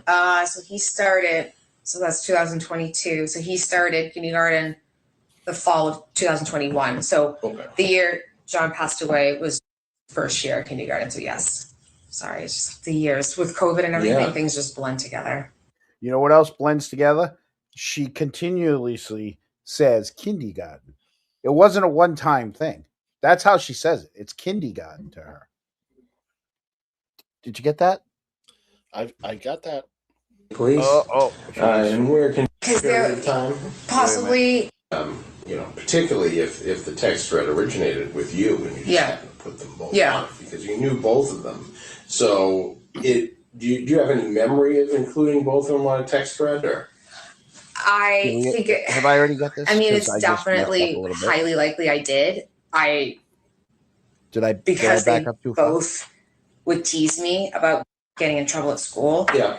And Yeah, I went back to it's Fox. highly possible I did do that. Definitely. Messages Yeah. or text messages, you know, that involve both Julie and, you know, most direct path to really, you know, painting the picture of what this relationship or I just want to hear her say you know, kindergarten again. Yeah, Because she says it relationship, multiple times. was all about in reality. Yeah. So if you wouldn't mind doing that, Yeah. and unfortunately, time is kind of the essence. We're kind of in a time crunch. So if you can sort of dedicate yourself to that, that would be going to my iCloud. that would be very helpful. My husband will have to help me. And we'll see if we can get you any more particulars on that. You know, but that would be very helpful. Okay. So, all right.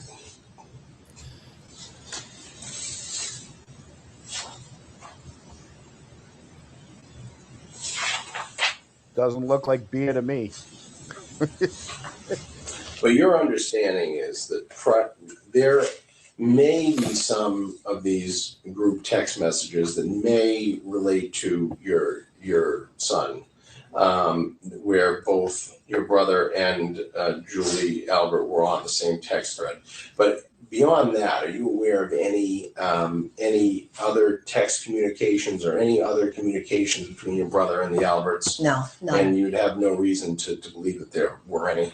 No, correct. Okay. And it seemed, and is it your statement that basically that this whole relationship runs through you? Absolutely. It is absolutely for me. And my brother has friends that I see and I'm friendly with, and you know, but it's through me. Okay. And how, I think you already said it, but how often do you communicate? Were you communicating with Julie around I guess in the last 3 years? How many times per day or per week would you say? So once my sons kind of start elementary years, maybe once or twice a week, checking in on life stuff. So yeah, once or twice a week after she was done watching my son. And that kind of corresponded with this, with the death of John O'Keefe. Is that accurate? He started school a couple years ago? So that's 2022. So he started kindergarten the fall of 2021. So the year John passed away was first year of kindergarten. So yes. Kindergarten. Sorry, the years with COVID and everything, things just blend together. Kindergarten.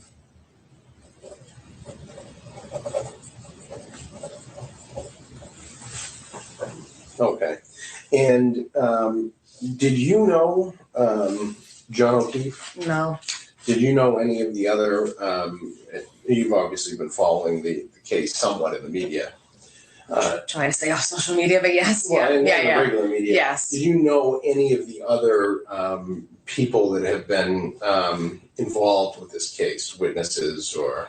I mean, I know who Brian Albert is. I know who Jen McCabe is. Like, I know who they are. Yeah. If I went to a sporting event and I saw them, I'd be like, oh, hey, how you doing? But that's the extent of how well I knew them or know them. So your relationship with Julie and Chris Albert didn't really, carry over into these other relationships with these other witnesses. Yeah, because they're either connected to them through a sibling or marriage, and honestly, they're all much older than me. Mm-hmm. So Julie's So 5 years, old. but Chris and Brian and Nicole and Jen, So old. even though we all grew up in Canton, They're old. they're 10 years or so older than me. So That's old. I know who they are just because they have a lot of siblings, but that's really the extent of it. Okay. All right, John, so, you can say that I'm so I much guess older than of you. everyone who you're They're aware old. of who was involved with the case. Yeah. The three people that you know the best. Yeah. Would be obviously your brother. Yeah. And then Julie and Chris Albert. Correct. Yeah. And then everybody else is a not even an acquaintance. Yeah. You're familiar with them, but that's pretty much it. Correct. Yeah. That's correct. Okay. Yeah.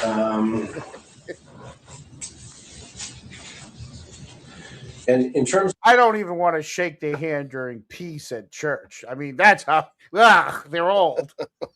of your communications with Courtney, is it? I'm With sorry, who? with I'm Courtney. in terms of your communications with Julie, Yeah. what do you call on the phone? Do you talk in person? Do you text? Do you use like secure messaging apps, WhatsApp, and Kind of a little bit of everything. We'll talk on the phone. We'll text through iMessage, so we're not using any kind of certain service. Or sometimes, honestly, I bump into her, and I bump into her. So everything really. If we order pizza and we go to D&E, we'll sit there and chit chat with Chris. So it's all three, like in person, call each other on the phone, or text each other through the iPhone. all right, and obviously you patronize the pizza parlor. Yeah. So you run into them there. Yeah.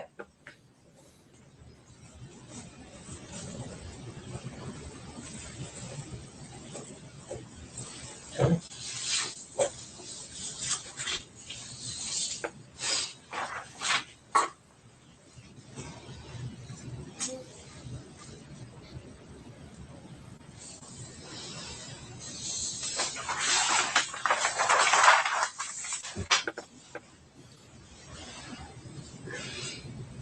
I think Julie indicated that she may have been over to your brother's house on one occasion, and that you may have been there on that occasion, but she couldn't fill in much of the detail there. Do you have any recollection of that at all? No, if she did, I was not there. Okay. So no. Okay. Don't put that one on me, Julie. Are you aware of anyone involved in the matter of Commonwealth v. Karen Reed, the death of John O'Keefe, any of the witnesses ever babysitting for your brother? No. Okay. No. And in terms of all the witnesses who you're aware of, who would you say are the ones that are most acquainted with your brother? So the witnesses meaning like Jen McCabe? Yeah, all of those. I mean, I guess Julie and Chris because of my friendship with them. Because of your Yeah. friendship. Okay. But the others, You're not aware of any closer relationship than Julie and Chris. Okay. yeah. So, John, Yeah. pause it for a second. Hold on a minute. I will. Hold on. Go ahead. So I'm just we've listened to enough to establish that she's very close friends with Julie and Chris. Right. Don't you think that at some point somebody in law enforcement, some investigator would have looked at Michael Proctor and said, "Hey, did you ever think just to say, hey, boss, Yuri, just to let you know, I'm really close. But my sister, I grew up in this town. Close friends. My sisters, yeah. And you guys make the decision whether you want me to be on this case. But I just want to make you aware of this situation. I want to put it. I wanted to put it down there so that somebody above me made the call. I mean, these aren't rookies. They've been doing this for years, so they should at least know there's some type of conflict of interest there. Hey, Eric, funny that you say that. Did you know that the other trooper who sat with Colin when they interviewed Colin, do you know who that other trooper was? I don't. Did you know that other trooper that assisted in Colin's interview was a Canton, lived in Canton? Zachary Clark basically was head of his class. Let me see. He was first in his class academically and in physical at the State Police Academy. He had a record of excelling through the Army Officer Candidate School and Braintree Police Department, Suffolk County House of Corrections. Very disciplined trooper, very meticulous, right? Mm-hmm. And he was around. He was in Canton at that time. They didn't send him to 34 Fairview that morning. They didn't call him. They called him in the second trial. They didn't call him in the first trial. Nope, this is Zachary Clark, not Keefe. And they did use him to accompany Michael Proctor when Proctor interviewed Colin.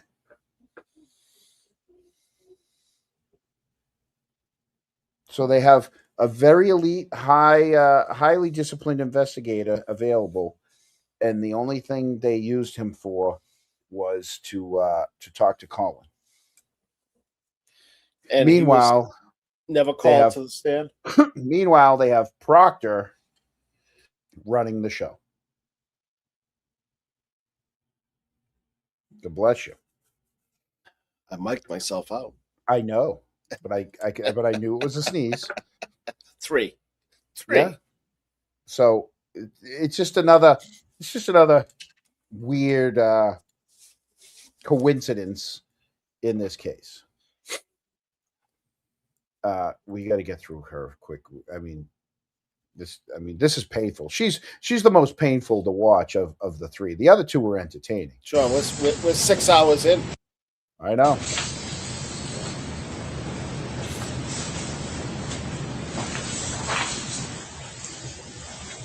I don't think she likes whatever he's writing down.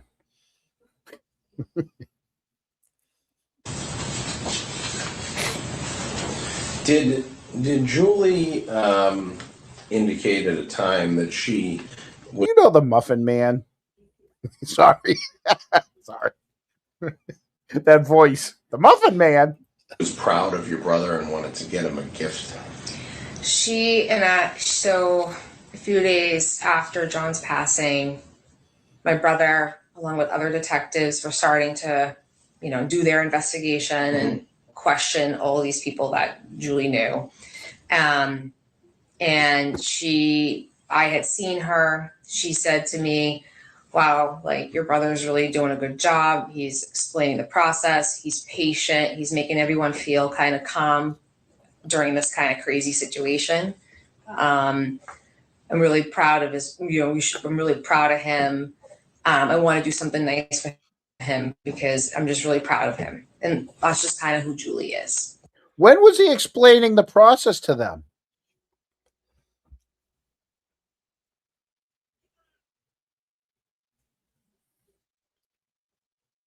Your brother's really doing a good job. He's explaining the process. He's patient. He's making everyone feel kind of calm during this kind of crazy situation. I'm really proud of I'm really proud of him. I want to do something nice for him because I'm just really proud of him. And that's just kind of who Julie is.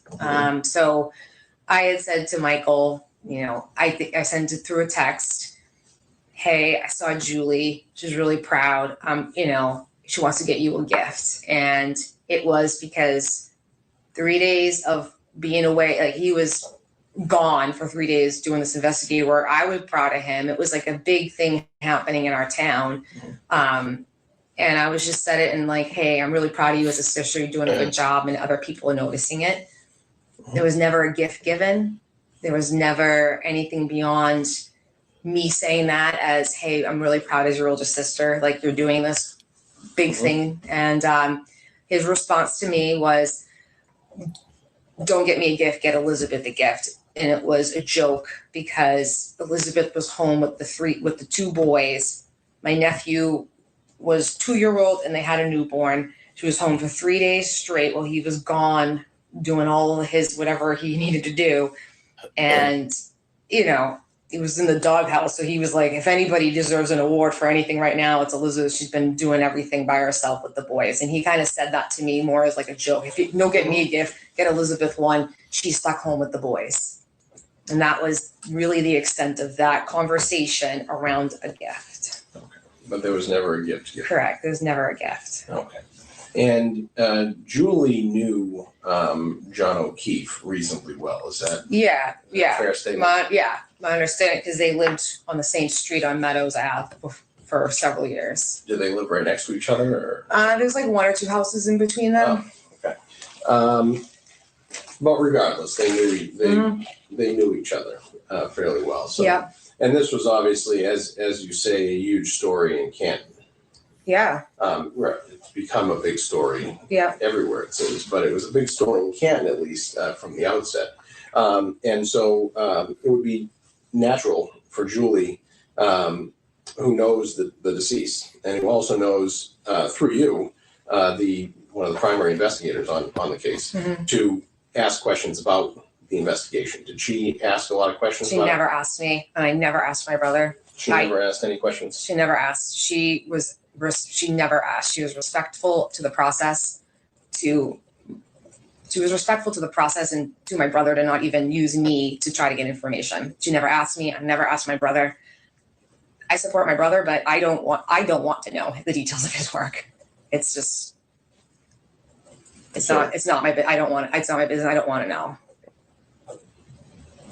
And my brother's never given me information that wasn't either being on the news that day or imminent. So we just never talked about it. So your brother would talk to you about the case, but the information that he gave you, you'd see on the news in short order, or he never. His extent of talking to me about the case was, "Hey, I'm going to be out working, so out late. Could you check on Elizabeth?" Or I would just say, "Hey, how you doing? Do you need anything?" And be like, "Yeah, can you help Elizabeth?" Or I'll take the boys. You know, when he was working hours doing all the investigative work, it was more of, "How can I help you? How can I support you?" And that was really it. Where's the text where she says, "I betcha I know who it is"? What about that one? No. What are you referring to? I didn't hear that one. Oh, there was the text between. Remember, I asked earlier about where was the text when he was talking to his sister about what was going on that day, and she goes, "I betcha I know who it is," because she knew what was going on. Of course she did. So that, because it would be human nature to, when, and you're kind of sitting in the middle here, and it's a tough situation. Yep. Because if your brother's on one side doing the investigation and someone who, lost a friend, yep. And who you have, somewhat of a reasonably close relationship with, people want answers. Yeah. And so you're the conduit to get those answers, for people. So it kind of puts you in a, not a great position, in my view. And so I think only, human nature would take over in some ways. Yep. It'd be take a very disciplined person not to ask really any questions regarding, the case. Yep. And I respect them both. I respect my brother and what he needed to do for his job to not go there. And Julie, she respected me enough to not even ask. And we all wanted so much the process to go as it needed to go, to find the answer, to find the justice, to find whoever did it for that family. And however it needed to go, that wasn't like, we needed to just let the state police handle it. And even though it would have been easy, like you said, "Oh, you're his sister, see what you can find out." She never asked me. And even if she did, I would never ask my brother, but she didn't ask me, and I didn't ask my brother because, quite frankly, I didn't want to know, and he would never tell me. So we just didn't talk about it. Sure, you didn't talk about it. It'd never tell her. No. Ken Barris, Yes, sir. do you have anything further? No, I do not. Actually, what I will ask you is, besides Jill, did you talk about the case with anyone? My husband, I talked about what then proceeded to happen in social media afterwards with my family. And then that's what I would talk about more. Honestly, I think right afterwards, the investigation happened, the charges were made, and then it was quiet. And then only until last April, when all this other stuff happened, is when everyone's life got turned upside down. And then we talked more about that stuff, what I personally call the social media trial that's been going on out there. Then I talk about. We thought we were in the clear for the first year, but then things kind of took a turn. So we started talking. We're going, "Oh shit!" But otherwise, we didn't talk about. We thought we were golden. About that, because dovetail into my kids' pictures being put out there. Yeah. It dovetails into the harassment and the threats that my nephews have been given. But that's what we've talked about, because those are real life, imminent threats to me. Like, I have people banging on my door right now because they know my parents are now living with me, and that's what we've been talking about. That's really the extent of it. Okay, thank you. And in terms of, obviously, a lot has been going on with this case. Mm-hmm. Has anyone come to, and in open court, they're discussing your brother's, alleged or relationship with Julie and Chris Albert. Are you Yes. aware of that? Yes. Yes. Has anyone ever come to you to ask you, and by your account, you are the person who is the commonality between those. She's the those conduit. two groups of people, your brother on one side and Yeah. Julie and Chris Albert on the other. Has anyone ever come to you in the fashion that we have and tried to ask you questions that might clarify the relationship that's being discussed? Yeah. So, shockingly, no. My husband and I, early on, to protect our own children, we shut down all social. We said we cannot put our kids in this crossfire. It really wasn't up until last week that my husband was home, working from home. His doorbell rang. A guy was at the door waving a badge that said, "I'm from the Boston Globe," and started asking questions about, does Michael Proctor live here? What do you know about the O'Keefe murder? And started asking questions. My husband's like, "I'm not answering anything. Please get off my property and close the door." In my gut, I don't believe that was a Boston Globe reporter. He had a badge? My husband said he waved a badge really quickly, but my husband didn't say, "Hey, can I see that?" And I was like, "You should have asked and took a picture of Was it." it actually like a police badge, like a metal badge? No, or was it like a media thing. something? Yeah, it was more like a media thing, which being skeptical about everything going on and things like that, that's like the only thing that's ever come kind of onto our house, like onto someone coming to our property. Eric, do you have a badge? I do not have a badge. I don't have a badge. We don't need those stinking badges. We're the Canton Chronicle. We don't need no badges. Hi, I'm John. I'm Dixie with the Canton Chronicle. Do you have a moment to talk to me? And John, we have an army of Kronks. Of course.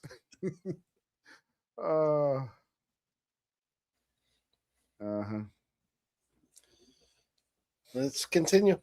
Yeah, I am. I'm getting to the play button. I don't know if that really was a Boston Globe reporter. I don't know if it was someone else, but that's really the only thing that we've had. Aside from this apparent member of the media, no law enforcement, be it federal law enforcement, state law enforcement, or local law enforcement, has come to you to ask these questions? No, nobody. No member of the defense team? No. Be it an attorney or an investigator from the defense team? Nope, nobody has come. No one's come. And that includes people that you told that you weren't going to submit to an interview. You told to go away. No one has come to you at all. No, nobody's come to me. Response. This is the first time anyone's ever asked me questions. Okay. And are you aware of anyone trying to ask these questions to other people? To other people, Julie, Chris? Well, I know. Well, I don't even know if they were brought into the FBI grand jury, to be honest. No, Colin was. So Julie and Chris, from my understanding, were not brought in by the FBI. Colin was. And I don't believe Julie and Chris have had anyone else. I mean, I know they were recently brought in by you guys. Eric, if she didn't talk about the case, how did she know who was going into the federal grand jury or the state? How did she know who was going to the grand jury, who wasn't? Because nobody knew about that, right? It was secret. Well, Julie might have told her. Well, she said she didn't talk with anybody.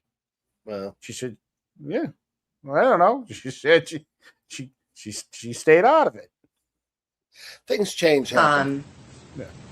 Potentially the prosecution is like the DA's office has talked to them, but you're not aware of it. No. Okay.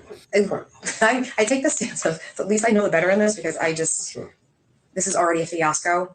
I don't want to insert myself in this. Okay.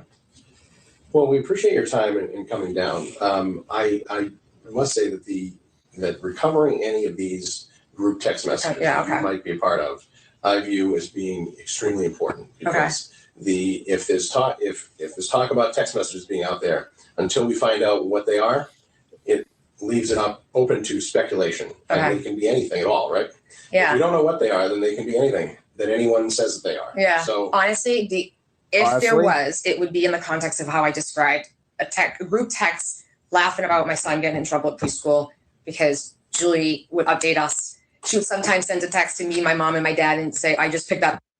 He got, I chuckle because if you met him, this would not be funny, but I chuckle because he got walked out of preschool by the principal. He got in trouble. Papa and BB, who that's what we call my parents. What are we going to do with this guy? Like in that kind of joking way.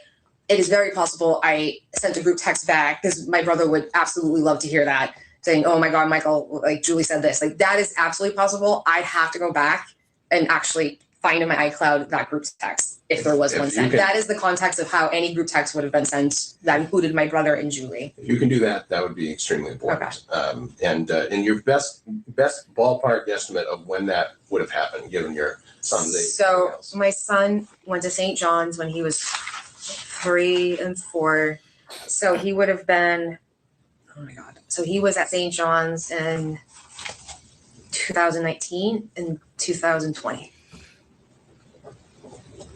So you believe if there's anything to that potential memory that you have, yeah, it would have been years in in St. John's. in that time frame, 19 and 20. Yeah. Okay.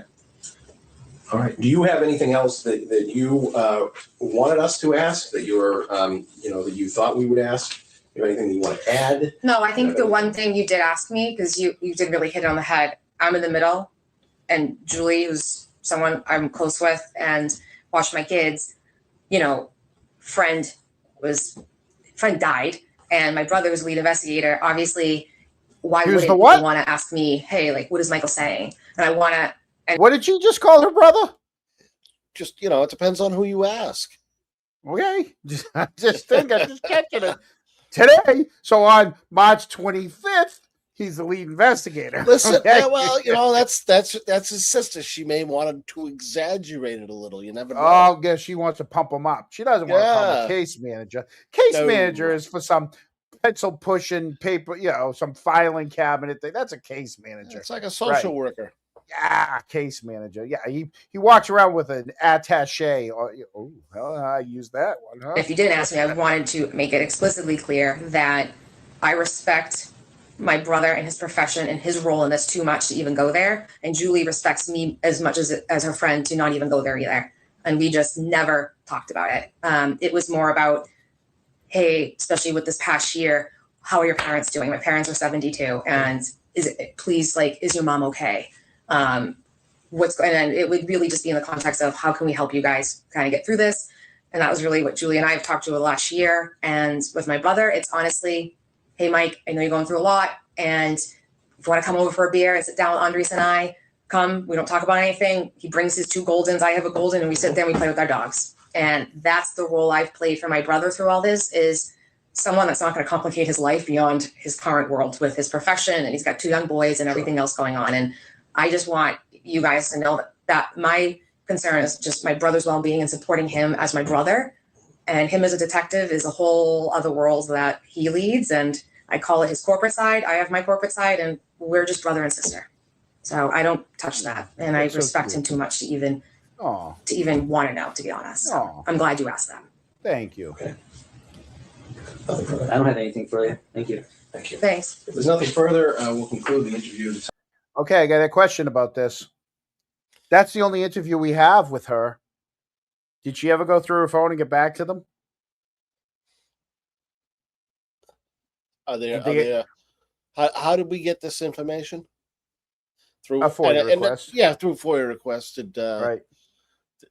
Are they still working on some of that? I mean, is that a part 2?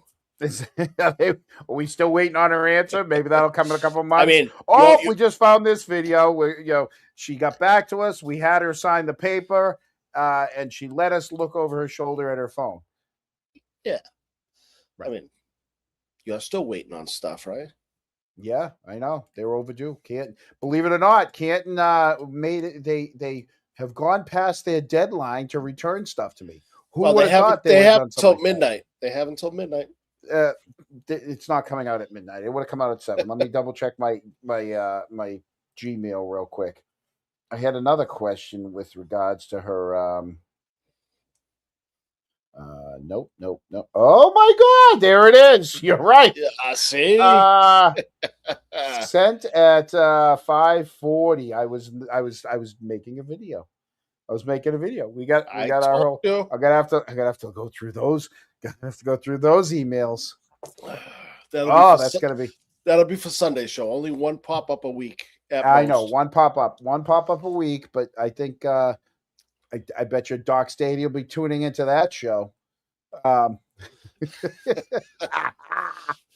So the commissioner. Yeah. So she so we don't know if she ever came back. We don't know if she ever went through her phone and gave it back to them. They left a lot of things open. I don't know. I just so let's move right into the finish up. It's a short third meeting with Julie Albert. And it's all queued up. Look at that. Okay. So she left March 24th. And it's not until April of when Julie comes back. April 3rd, Julie shows back up. Let's watch Julie real quick here. Let's add to the stage. And hit play. Look at that. I'm getting good at this, huh? You're getting better every day. Yep. Okay, the body cameras are activated. I'm playing this at 1.5, this Eric. is all being audio and video recorded. Today is Wednesday, April 3rd, 2024. The time is 3:35 p.m. We are inside an interview room located within the Disabled Persons Protection Commission, located at 300 Granite Street in Braintree. I am Detective Captain Eric Benson with the Massachusetts State Police. I'm joined by Captain George Barris, Mass State Police. we're conducting an audio and video record interview with, can you please state your name, ma'am? Julie Albert. And your date of birth? And your address. We know where it is.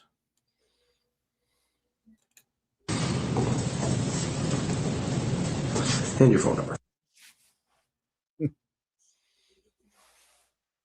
Teeny pizza. Okay. And this is the third time that we've met like this, correct? Yes. Third interview for you. Just do a little bit of a rehash on how we came to get here.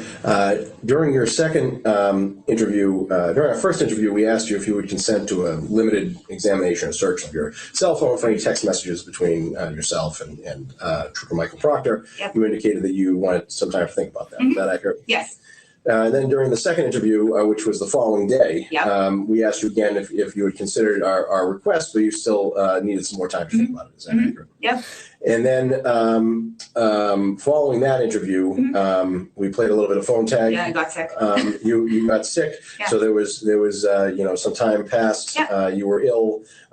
We eventually reconnected back at the end of last week, Yep. Thursday of last week. We agreed to, you indicated that you had considered our request and were prepared to consent to the limited search of your phone. Yep. But that you were still ill and indicated that it would have to be this week. So we agreed to speak on Monday. I called you Monday a couple times. Sorry to be a pest. And then you responded eventually by text. And we went back and forth trying to settle on a time. Ultimately, we decided on today at 3:30 approximately. Yeah, approximately because your schedule opened up. Yes. So anyways, that's how we got here. Is that sort of fair? Absolutely. Okay. Yeah. And so you are prepared to consent to an examination of yourself? I am. Okay. And so we have a consent to search form, which is standard here. You can read it. But I'll fill it out. Okay.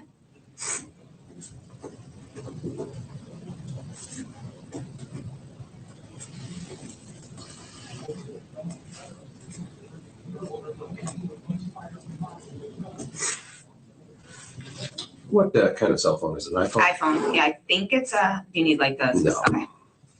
iPhone, and that's associated with.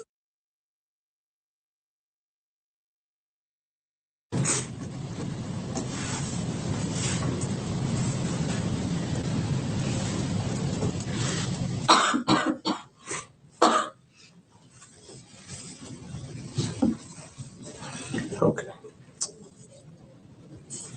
You can read this over, Okay.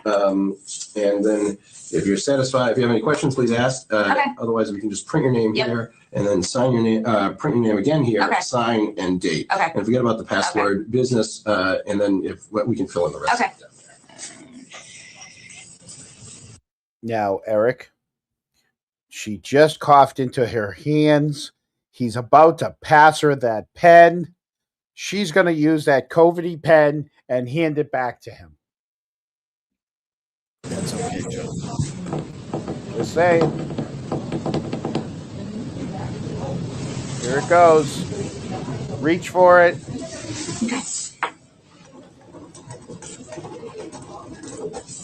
All right, you said that. Then sign Just right print, here. print, Print here. sign, and then date.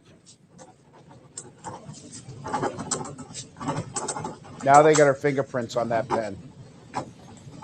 Good. That's perfect. And DNA. And then consent was given on the 3rd day of April, 2024, at approximately 3:41 p.m.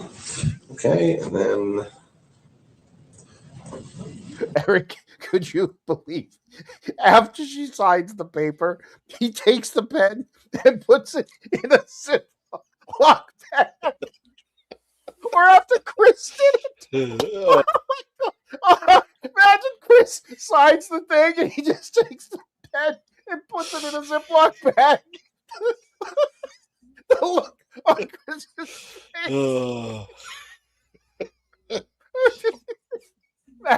That'd be right out of the movies. Oops. Oh.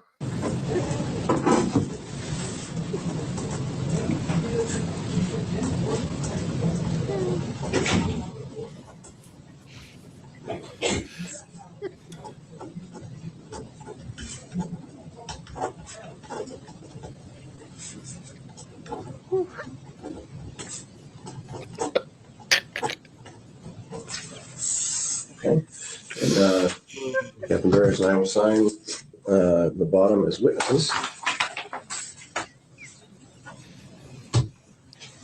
God, I'm looking at the top of yours. Nice. Oh.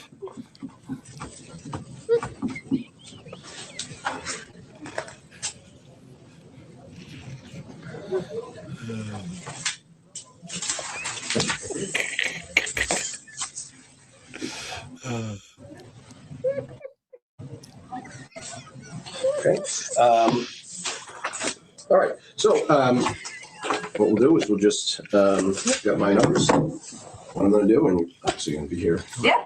Just Sorry if anything comes No, through. My it's kids okay. are ruthless. so I'm just going to start to plug in the numbers that I have, Okay. and to see if anything comes up. Mhm. And have you found anything No, in the except what intervening time? No, the only thing, Is to what? my knowledge, is what I called you back after our first interview. Okay, and that was the one on the Mhm. 2093 line, which is what I found here, And you already photographed that? and we already And photographed yep, this. it's But just 2 texts. just for the Yeah, do it just again. for the sake Do of it this, again. we'll do.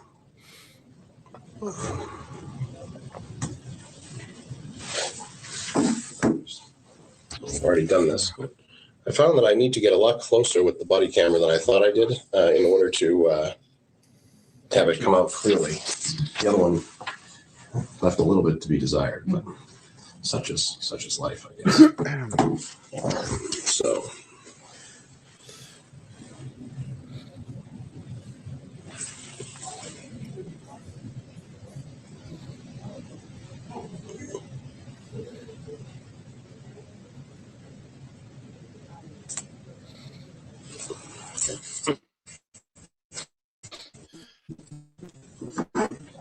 And this is the one that we already documented last. We read that aloud last time in your second interview. So, and that was the only the only two text messages between this telephone and Trooper Proctor's number ending in 2093. Are you asking me to say this? I'm just, I didn't know if I was sort of reading that Ask into I'm gonna tell you no. to the record. There are no text messages come up between this phone and Trooper Proctor's number ending in 0165.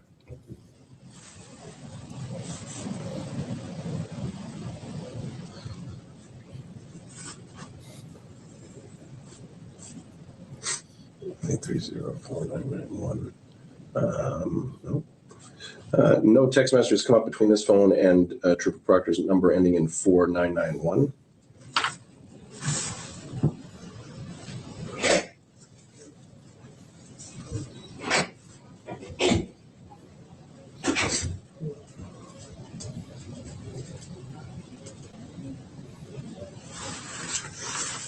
And no messages come up between this phone and Trooper Proctor's number ending in 5367.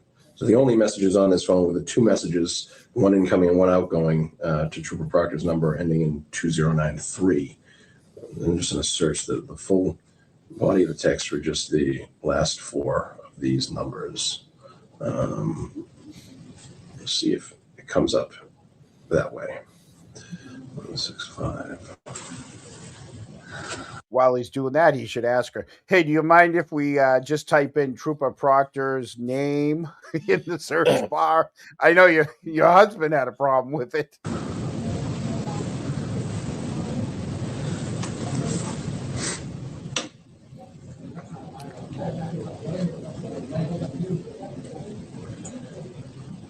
John, 3 trips in, and we only got 2 text messages. That's it. One incoming, one outgoing. I mean, this was a wasted trip just to sign it because everything he already got from the time before. They could have done a DocuSign. So the only messages, no messages between that phone and Trooper Proctor's numbers ending in 5367, 4991, 0165, and just the 2 messages with Trooper Proctor's number ending in 2093. In terms of, do you have anything from the last 2 interviews that have come to mind? Anything that that you want to add or whatever else? One thing, and perhaps we didn't ask the question clearly enough, in terms of when we asked you about how often you communicate with Courtney, obviously that changed over time. The frequency changed over time. Women. Like, you don't communicate with her today the same way that you communicated with her, at the same frequency that you communicated with her when she was a kid. Oh, obviously. Yeah. So maybe we didn't sort of get mine down, enough in terms of the, the specific time frames. Yeah. I think you indicated that it varies a lot. Yeah, it does. It's life. I mean, that's not, it's even, I can say that with my bestest of best friends. Like, I can go a month, 2 months without talking to them and then be like, oh my gosh, my own aunt and uncle, I can do it. It's everyday life. It's what you have going on in your life. It's if the kids are busy, then in turn they do, and we're in different stages of our lives. Her kids are very young. Our kids are older, so there's no rhyme or reason, but compared to what you're asking, compared to when they were younger, when they were, there was no cell phones back then. Do you know what I mean? So it would just be solely if my sister was involved back then, before cell phones, before anything. So if that makes it does. And but in terms of you babysat for her kids for I helped her. For some period of time. Yeah. Is it fair to say that was 2 to 3 times a week or so? Yeah. Twice a week. I would say probably it would end up being twice a week, but I will say that her parents are very heavily involved with her children's lives. And there were a lot of times when I'm like, oh, do you need any help today? And she'd say, oh no, Papa showed up, or no, BB showing, her mother, they call it, is showing up to the house. So it was nothing like you guys have to report to work. It was nothing sometimes she, if her parents, they're older, they would go away to Florida and she would say, oh yeah, could you grab Jack from school this day and grab Jack this day like that. But then another week, the parents could be coming home and it was a thing that the parents wanted to see the kids. So of course they don't need to. So But would you say that it was a situation where it was approximately 2 times a week? Yeah, if I did it, it was no more than 2 times a week. The weeks I did it, no more than that. Okay. No more than that. And that one went on for approximately a 9-year period? Well, until John. Oh God, I don't remember how long it went on for. I mean, I really have to think about how long. I don't. So her oldest is. No, I don't believe it was that long. I don't think it was. I don't. Well, how long would you say it is? Maybe like 2 or 3. Like I don't think it would have been that long because her oldest is 10 or 11. Yeah. I didn't watch her oldest when she was an infant. It was more so her youngest son. And right now, only I think he just turned 6. So he just went to school a year ago? Yeah, so he's in 1st grade now. So 2 years ago. 2 years ago, yeah. But prior to that, and then you got to take in consideration COVID because no one was going there any COVID time. So it was prior to that. I went back I helped her out a little bit after COVID, but not like anything crazy.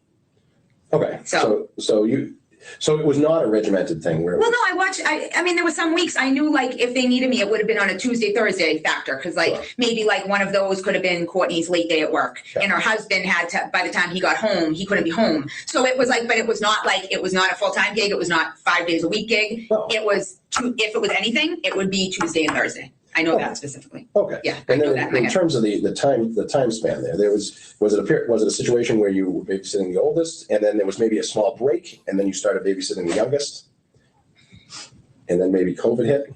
I don't exactly, I know say in the summer, if I helped her out, both the kids would be home. Yeah. And Jack at one point was little, he was maybe a year old at that point. So I would have both of them, but the majority of it revolved around if it was during the school year and they went to separate schools. So maybe the little one went to a private school, Catholic school in Canton. And then the older one was at the Kennedy. So maybe the grandfather would pick up the older one at the Kennedy. I'd have, and then, like that. But it wasn't occasionally it would overlap them together, but the majority of it was the younger one. Okay. Yeah. And so if you were to ballpark the number of years that went on like that, it was couple, maybe a couple. Yeah. It wasn't since it was I never watched as an infant. I never watched as a toddler. I mean, maybe when she was maybe 5, 6, if she came into the mix because of after school, some can you sit with both of them or can you, like that. But, it's a while ago. It's just hard to remember and I'm not going with dates. Okay. So but during that period of time, would you consider yourself to be her primary non-family babysitter? Yeah. I don't think other than her parents and no one else that I know of watched them, but yeah, I watched. Yeah. And it was regular enough that for at least that period of time, whatever that period of time is, which isn't totally clear. Yeah. There would have been relatively substantial communication. Just with the different schedules that had to be sorted out. With Courtney about her children. Yeah. Yeah. Oh, absolutely. Okay. So in that period of time, there was probably pretty heavy communication. Yeah. Okay. Because and so, not heavy communication for that, just communication that she's a friend of mine. But I mean, the way that you just described it, in terms of there could be a day where the parents are able to do it, but I don't know. Oh, so you have to communicate. Right. But the very nature of that requires pretty extensive communication just to manage the different schedules. Yeah, absolutely, 100%. Okay. So during that period of time, that because you had indicated that it varies, how often you communicate with her. Yeah. You could go months at a time. Well, but during that time, absolutely. You have to. There would be no other way. Or even if I was watching them and they're at work, she's a very involved mom. How are the kids? Did Jack go to the bathroom after school? How was pickup? Did they give you any? Usual. Because obviously and perhaps that was our issue, not minding down on that, but there certainly it wouldn't be weeks at a time would go by during this period of time when you're the primary babysitter. No. And that went on for some number of years. The exact number is but it's nothing like 10, because with the oldest, I never watched her. It was more so the younger one. Who's 6 now? I was 6 or 7, I believe now. Okay, and you watched him from infancy through the time that he went to kindergarten? I would say around that, but infancy, no, she was home for a while. I would say more towards 1.5 maybe. He was, because I know she was home for a while. They had, between both their jobs, they were home a lot. And, they just wouldn't have left an infant. Some people just wait as long as they can to have anyone out of family help. That's Sure. what I'm saying. Yeah. Of course. Yeah. Of course. Okay. And so any other, am I not asking any other questions that you want me to ask in terms of like to further clarify your relationship with Courtney? Courtney? Yeah.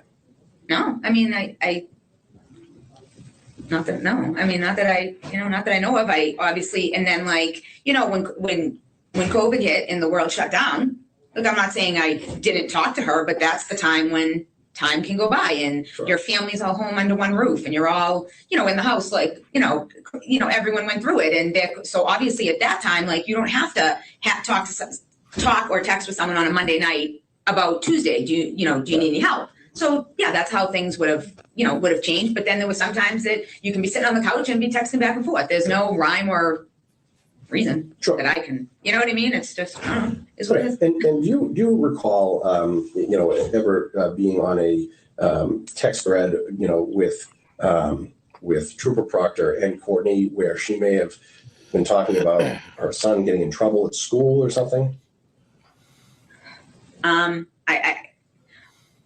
When he went to the Catholic school, he did get, I'm not going to say trouble, but there were instances when you're in kindergarten, Yeah. there were instances No, that went he on or whipped it whatever. out. Kindergarten is something So- that's trouble. No, not of course. trouble. I mean, in so preschool, but they do something that was funny. I don't honestly, Something I funny. remember because Had sometimes him I out would pick and him get up his and the fingers teacher that would spanked. bring him out would say, oh God, there was a little incident today, like that. So I don't really There was an incident. remember if I was ever on.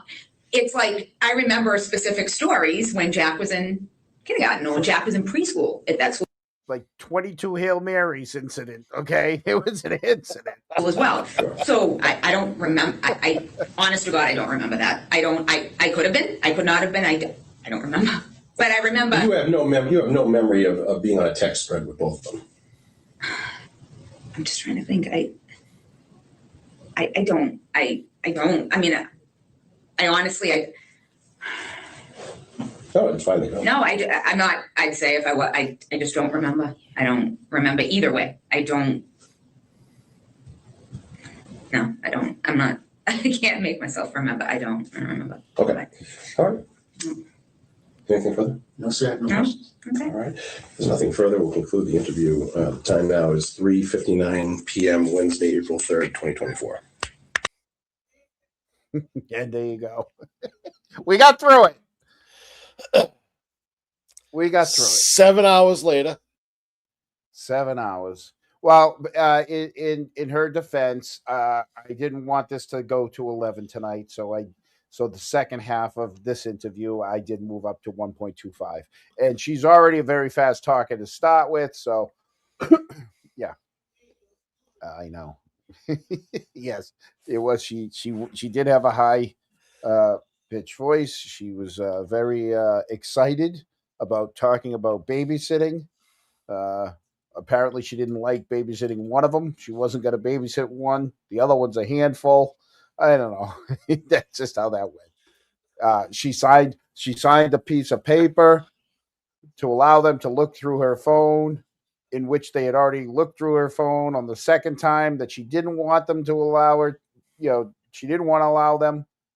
And then they plugged in just the phone numbers, and and that was 13 days after or 16 days after the Three interviews for 2 text messages.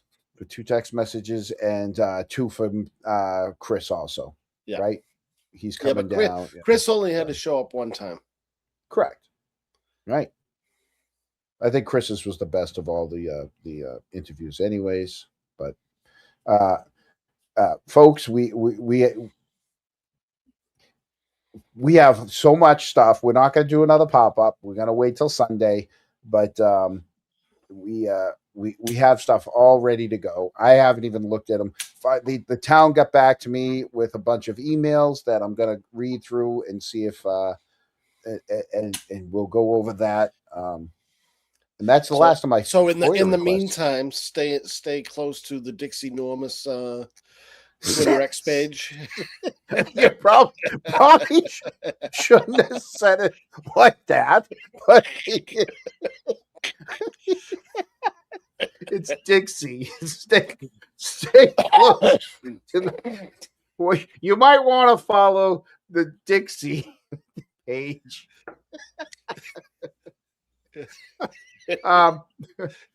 So Get a grip on it. Get a grip on it, John. Again, I'm not asking for names, or I want you guys to come up. So you guys come up with a Kronk mascot, the Kronky, right? And we're gonna put him on some merch, and the winner, after the 6 of you put in your submissions,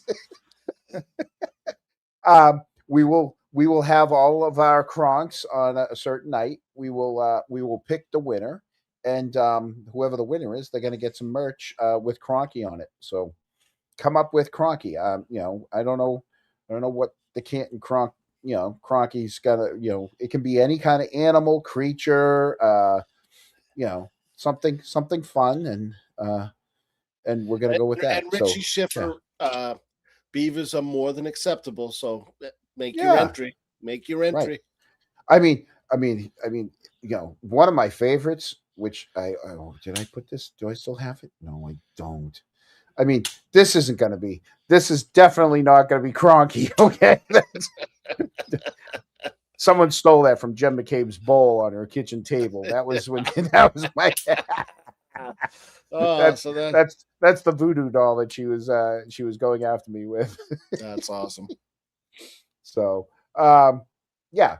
So I think, Eric, I guess the best way to take us out would be the way we came in with, because there are some people that are now watching us that missed the opening song and the Easter eggs that are in that opening song. And tonight's the debut of the 6th song of the second album. So for all the Kronks, thank you so much for the people that donated.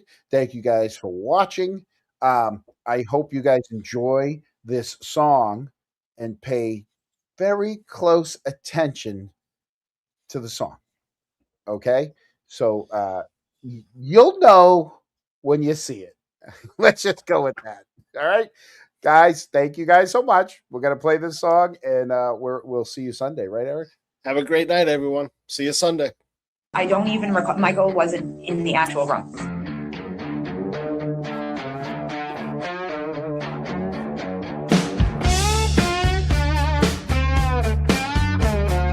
Yep. Yeah. Yeah. And yep. she's from. Oh God, yeah. Yep. And oh yes. Julie walked in on a Monday afternoon, said she barely knew the man in the room. No, we don't talk now by telephone like that. 4-minute call back never came home. She searched for Michael, nothing came through. Went home tied Mike, and there he was too. One safe contact, one case related theft, one big question she never answered. Honestly, yep. And she's from. Oh God, yeah. Yep. Oh yes. Oh yes. Yep. So. Yep. But if you text. Honestly, yep. Yep.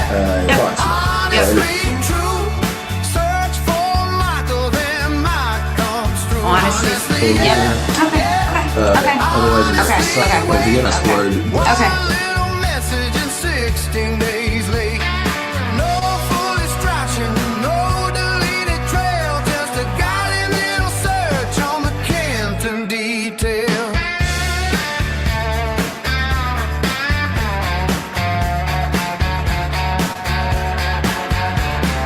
Parked the road, when can call and come in? Julie said, hope the kids are good again. No day, no time, no answer inside. Just a thumbs up sitting there all night. They asked for the phone, but narrowed the deal. No dump, no download, just might keep it real. Julie said not today and took it away. Then signed for the search 16 days later. Honestly, yep. Yep. And she's from. Oh God. Yep. Oh yes. Last night or something. Honestly, yep. But if you text, and we went back and forth. What we'll do is we'll just. Honestly. Yeah. Honestly, but I mean. What did they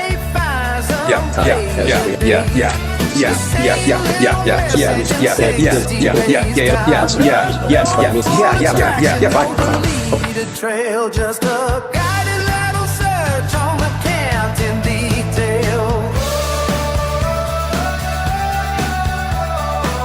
She said no phone calls, but the record say four. She said no messages that might walk through the door. To be honest with you, I don't even recall. Michael wasn't in the actual room. Honestly. He was in the actual room. He was in the virtual room. Behind the one-way mirror. He was in the other room. He was in the green room. He wasn't in the actual room. Honestly. Sorry.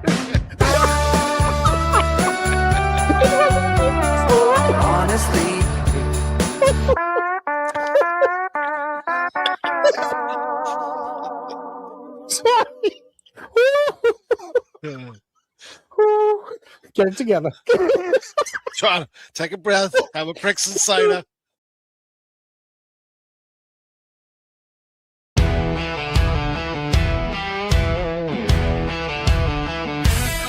It's the Chronicle signing off with a flame, dropping names, spitting facts, shaking up the game. It's fire, it's grit, it's no holds barred. A mic in one hand, the town on guard. The truth hits harder than a Fairview brawl, and the Chronicle's here to expose it all. From cover-ups to donut runs, we light up the night like Canton Suns. Next episode, yeah, we'll be with more names, more flames, and a truth to say.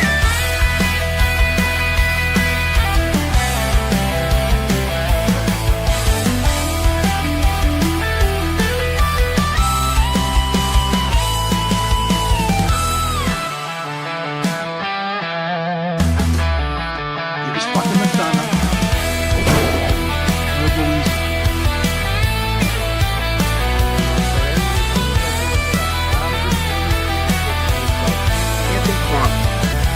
The URL to that is